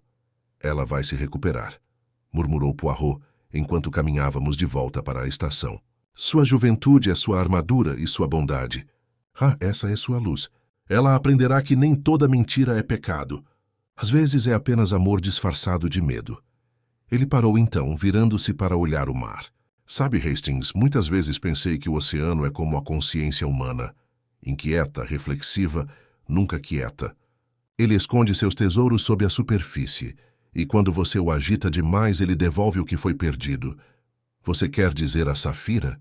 Perguntei. Não, respondeu Poirot. Refiro-me à verdade que nele se refletia. Quando retornamos a Londres naquela noite, o pavilhão estava sendo desmontado. Trabalhadores levaram as cadeiras, os espelhos, as guirlandas de flores que outrora brilhavam com esplendor roubado. A cúpula de vidro, desprovida de suas luzes, parecia cinzenta e cansada. Poirot parou na entrada por um instante, olhando para cima. Assim termina a apresentação, disse ele calmamente. O palco está vazio, os atores se foram. Só resta o eco dos aplausos. Mas lembre-se, Hastings, o crime não foi o roubo de uma joia, foi o roubo da paz. Ele se virou para mim com um sorriso fraco, a travessura familiar retornando aos seus olhos. Venha, meu amigo. Já é tarde e não há mais nada para ver aqui, exceto talvez o reflexo da nossa própria vaidade em cada mistério que resolvemos. Ao entrarmos no táxi que nos aguardava, as últimas luzes do pavilhão se apagaram atrás de nós. E naquele brilho cada vez mais fraco, pensei ter visto, por um instante, um tênue brilho azul, como se a própria Saphira estivesse se despedindo das ilusões que outrora inspirara. O táxi percorreu as ruas úmidas de Londres, as rodas sibilando suavemente sobre os paralelepípedos. Poirot sentou-se à minha frente, as mãos enluvadas cuidadosamente cruzadas sobre a bengala, os olhos semicerrados como se estivesse em devaneio. Eu já o vira naquele estado de espírito antes, o rescaldo de uma resolução, quando a mente que ardia tão intensamente agora se esvaía em uma reflexão silenciosa. No entanto, eu sentia algo inacabado em sua imobilidade, como uma melodia que ainda não havia atingido seu acorde final. Por fim, quebrei o silêncio. Então acabou mesmo. Lady Davers, Rook e Sra. Linley, todos foram encontrados. A Safira está segura. Você resolveu tudo. Poirot abriu os olhos e um leve sorriso surgiu em seus lábios. Resolvido, sim. Mas terminado? Não, Hastings. Você confunde conclusão com paz. Sempre há um epílogo para o coração humano. Você verá. Quando chegamos a Whitehall, Japp estava esperando do lado de fora da Scotland Yard, com o chapéu abaixado para se proteger da garoa. Ele nos acenou com sua habitual alegria brusca. Poirot, que bom que você veio. Houve um acontecimento. Nada dramático, me acrescentou percebendo meu alarme. Mas vale a pena ouvir. Lá dentro o ar cheirava a papel úmido e tabaco. Japp nos levou até sua sala e fechou a porta. É Basil Rook, disse ele sem rodeios. Ele está morto. Os olhos de Poirot se aguçaram. Morto? Aparente suicídio, disse Japp sombriamente. Enforcou-se na cela ontem à noite. Deixou um bilhete também. Ele abriu uma pasta puxando uma única página. Disse que tomou o que lhe era devido e que a devolução da Safira o roubou 2 vezes, da justiça e dela. Significando Lady Davers, suponho. Poirot pegou a carta delicadamente, lendo-a em silêncio. Dela, sim, murmurou ele. Mas ele não escreveu com ódio. A ternura até nas curvas de suas palavras. Viu, Hastings? Até o vilão escreve poesia no final. Que trágico! Que alguém possa morrer acreditando que vingança e amor são a mesma coisa. Japp suspirou. Bem, de qualquer forma, o caso está encerrado, oficialmente. Fechado, sim, disse Poirot suavemente. Mas não selado. Resta mais uma verdade não dita. Mais uma consciência ainda não aliviada. Japp franziu a testa. Você está falando de Lady Davers de novo? Poirot assentiu. Há algo que ela não nos contou. Algo que ela teme admitir até agora. Nem para a polícia, nem para si mesma. Precisamos visitá-la, Japp gemeu. Ai, meu Deus! A mulher vai me cortar a cabeça por trazer tudo isso à tona de novo. O tom de Poirot era firme. Se uma ferida infecciona sob a seda, inspetor, o médico não elogia o tecido. Ele corta. Fomos juntos até a Grosvenor Square, onde a residência dos Davers se erguia sob um dossel de árvores escuras devido à chuva. O mordomo, pálido e discreto, nos recebeu imediatamente. Lady Davers nos recebeu na sala de estar, com a beleza levemente marcada pelo cansaço. Ela se levantou ao ver Poirot, com um leve tremor na voz. Monsieur Poirot, eu esperava que este assunto estivesse encerrado. Poirot fez uma reverência. Terminou sim, mas não em paz. É por isso que vim. Você ouviu falar do Sr. Rook? Ela inclinou a cabeça. Sim, os jornais dizem que ele tirou a própria vida. Infelizmente é verdade. Mas suas últimas palavras não foram para fortuna nem fama. Foram para você, madame. A expressão dela não mudou, mas seus dedos apertaram a cigarreira. Então ele foi um tolo até o fim. Talvez, disse Poirot gentilmente, mas um tolo apaixonado. E eu acho, madame, que outrora a senhora não desprezou esse amor. Uma faísca brilhou em seus olhos. Desafio ou talvez dor. O que você está sugerindo? Poirot caminhou até a lareira com a voz calma. Que a senhora o amou um dia, antes do seu casamento com Lord Davers, que quando ele caiu a senhora sentiu pena dele. Mas a pena, como eu já disse muitas vezes, é um veneno que finge curar. A senhora acreditou que conseguiria manter os dois, o respeito do seu marido e a devoção de Rook. Mas a emoção, madame, não é tão simples assim. Quando Rook pediu a sua ajuda naquela noite, a senhora pensou que estava lhe concedendo misericórdia. Em vez disso, selou a ruína dele, e a sua. Ele, e a sua. Ele. Ela se virou com a voz rouca. Eu não fiz nada além de ficar perto da maleta. Exatamente, disse Poirot suavemente. Você permaneceu, e era tudo o que ele precisava. A ilusão da sua cumplicidade.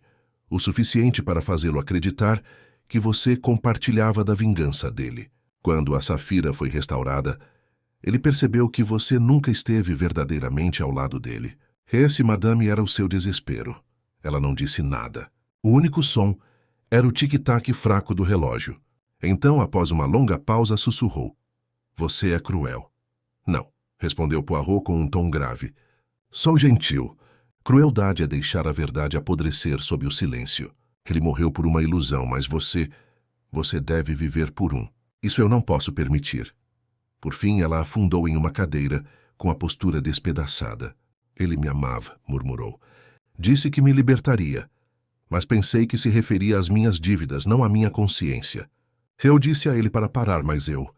Ela se interrompeu, pressionando as mãos nas têmporas. Agora é tarde demais. Poirot se aproximou, apoiando a mão no encosto da cadeira dela. Nunca é tarde demais para fazer as pazes com a verdade. Escreva para a família dele, se puder. Diga a eles que ele foi enganado, não malvado.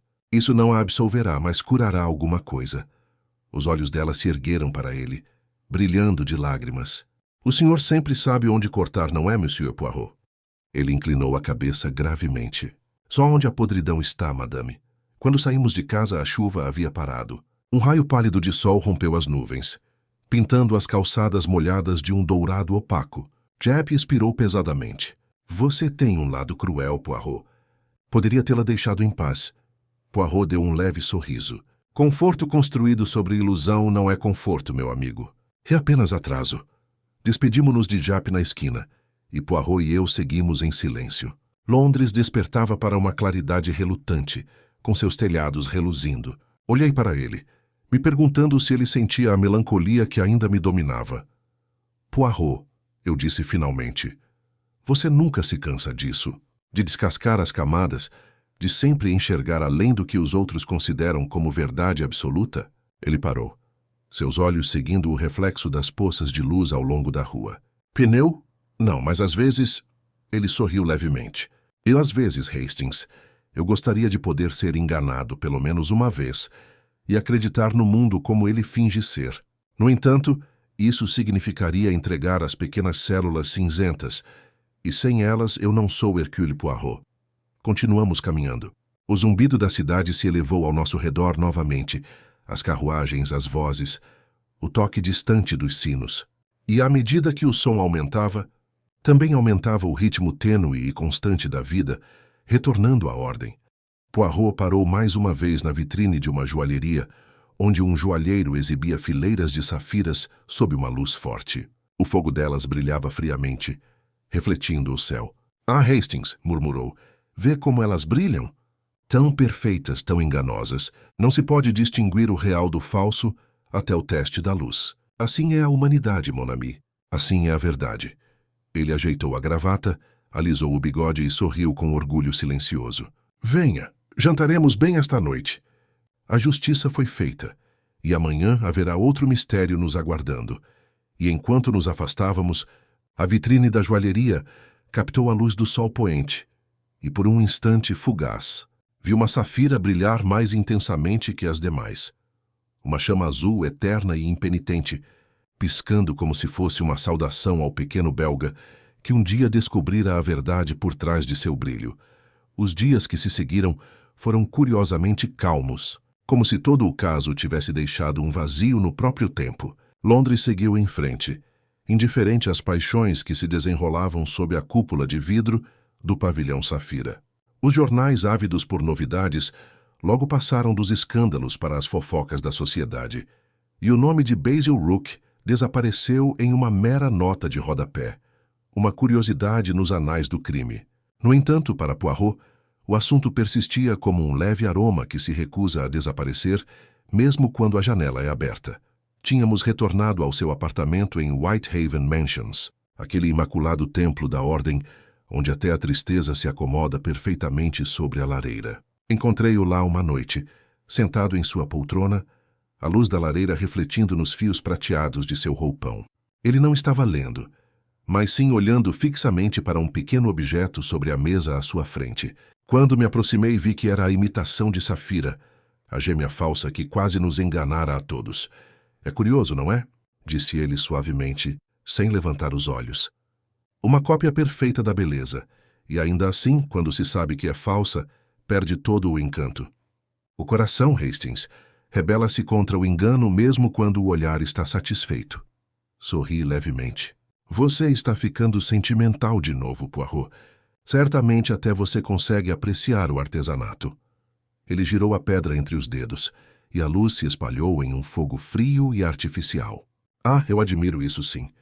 Mas me lembra do que eu lhe disse uma vez, que as maiores mentiras não estão no que vemos, mas no que escolhemos acreditar. Houve uma pausa. Percebi que ele não estava falando da Safira. Você está falando de Lady Davers? Ele assentiu. Ela ainda mora em sua bela casa com um marido que não faz perguntas. Mas ela nunca mais confiará em seu reflexo no espelho. Ela viu muita verdade ali. E a senhorita Linley? Oh, pequeno. Ela escreve de Brighton. Ela e o jovem Stroud vão se casar, ainda que discretamente. Ela me agradece, mas não entende que foi ela quem resolveu o caso, não eu. Eu ri. Você certamente está brincando. De jeito nenhum, disse ele sorrindo levemente. Foi a imperfeição dela, a mancha no vidro, que destruiu a ilusão do ladrão. Veja bem, mon ami, na perfeição há perigo. Ela cega. Mas a falha, ela revela. Ele pousou a imitação de Safira delicadamente, como se estivesse devolvendo uma mentira ao seu lugar. O relógio tic-taqueava suavemente no silêncio, e lá fora a cidade cantarolava seu refrão sem fim. Por fim eu disse, é estranho, Poirot. Sempre espero um grande momento final, uma confissão, uma prisão, uma sensação de que a justiça foi feita. Mas desta vez parece diferente, mais silencioso. Os olhos de Poirot se suavizaram, porque Hastings, este não foi um crime de vilões, mas de fragilidade humana. Não houve maldade aqui, apenas confusão de corações. Não podemos punir a confusão sempre. Podemos apenas esclarecê-la. Ele então se levantou, abotoando o paletó com precisão deliberada. Você se lembra talvez do que eu lhe disse naquela noite no pavilhão? Que o ladrão havia escondido a Safira, não na escuridão, mas na luz. Acho agora que isso era verdade para todos eles. Cada um procurava disfarçar a verdade, colocando-a na parte mais brilhante de sua alma. Amor, orgulho, piedade. E assim enganaram até a si mesmos. Ele olhou ao redor da sala, seu olhar se demorando com ternura em sua simetria perfeita. Ordem, Hastings, não é apenas da mente, mas do coração. Quando ambos estão em harmonia, há paz. Quando eles brigam, há tragédia. Observei-o em silêncio, sentindo a autoridade serena de suas palavras se assentar como poeira no ar. Foi um daqueles raros momentos em que vislumbrei o filósofo por trás do detetive. O homem que entendia que a justiça nunca se trata apenas de punição, mas de equilíbrio. Ele se virou então para a janela, onde as lâmpadas de Londres brilhavam fracamente através da névoa. Viu, mon ami? Até a cidade em si é uma espécie de safira, dura, fria, brilhante. E abaixo dela, 1000 reflexos do desejo humano. Não é de se admirar que eu ache meu trabalho ali infinito. Eu ri suavemente. Suponho que continuarei escrevendo tudo. Seus casos, seu brilhantismo, seu pequenas células cinzentas. Ele sorriu, erguendo o bigode com orgulho. Mas é claro, sem você, quem lembraria ao mundo que eu também sou modesto? Resmunguei. Modesto, Poirot? E você? Ele levantou um dedo. Ah, mas sim, Hastings. Reconhecer a própria genialidade não é vaidade. É verdade. O fogo crepitava. A chuva recomeçou, tamborilando suavemente contra as vidraças. Poirot ficou parado por um longo momento, contemplando a noite. É curioso, disse ele calmamente, como a luz e a sombra se sucedem neste mundo. Sempre se acredita ter encontrado a verdade, e, no entanto, basta virar levemente e ela muda de cor. A safira, o coração, a consciência. Cada um mantém seu brilho apenas quando a luz é pura. Ele se virou para mim com uma expressão gentil, mas firme. Lembre-se disso, meu amigo. Em todo mistério, chega um momento em que o falso brilho deve ser distinguido do real. É então que o detetive, e o homem, deve decidir o que realmente vê. Ele pegou a safira falsa uma última vez, ergueu-a contra a luz do fogo e sorriu levemente. E assim termina o caso do pavilhão Safira. Um caso não de roubo, mas de verdade disfarçada de beleza. Com isso ele jogou a pedra de imitação na lareira. Ela refletiu brevemente a luz, brilhou uma vez com um brilho frio e azul, e desapareceu. Poirot esfregou as mãos delicadamente e ajustou os punhos com impecável compostura. Venha, Hastings, disse ele. Jantaremos. A alma pode viver da verdade, mas o corpo precisa de alimento. E além disso, seus olhos brilharam. Vi na esquina um restaurante muito respeitável, onde a sopa, tenho certeza, é da mais alta simetria.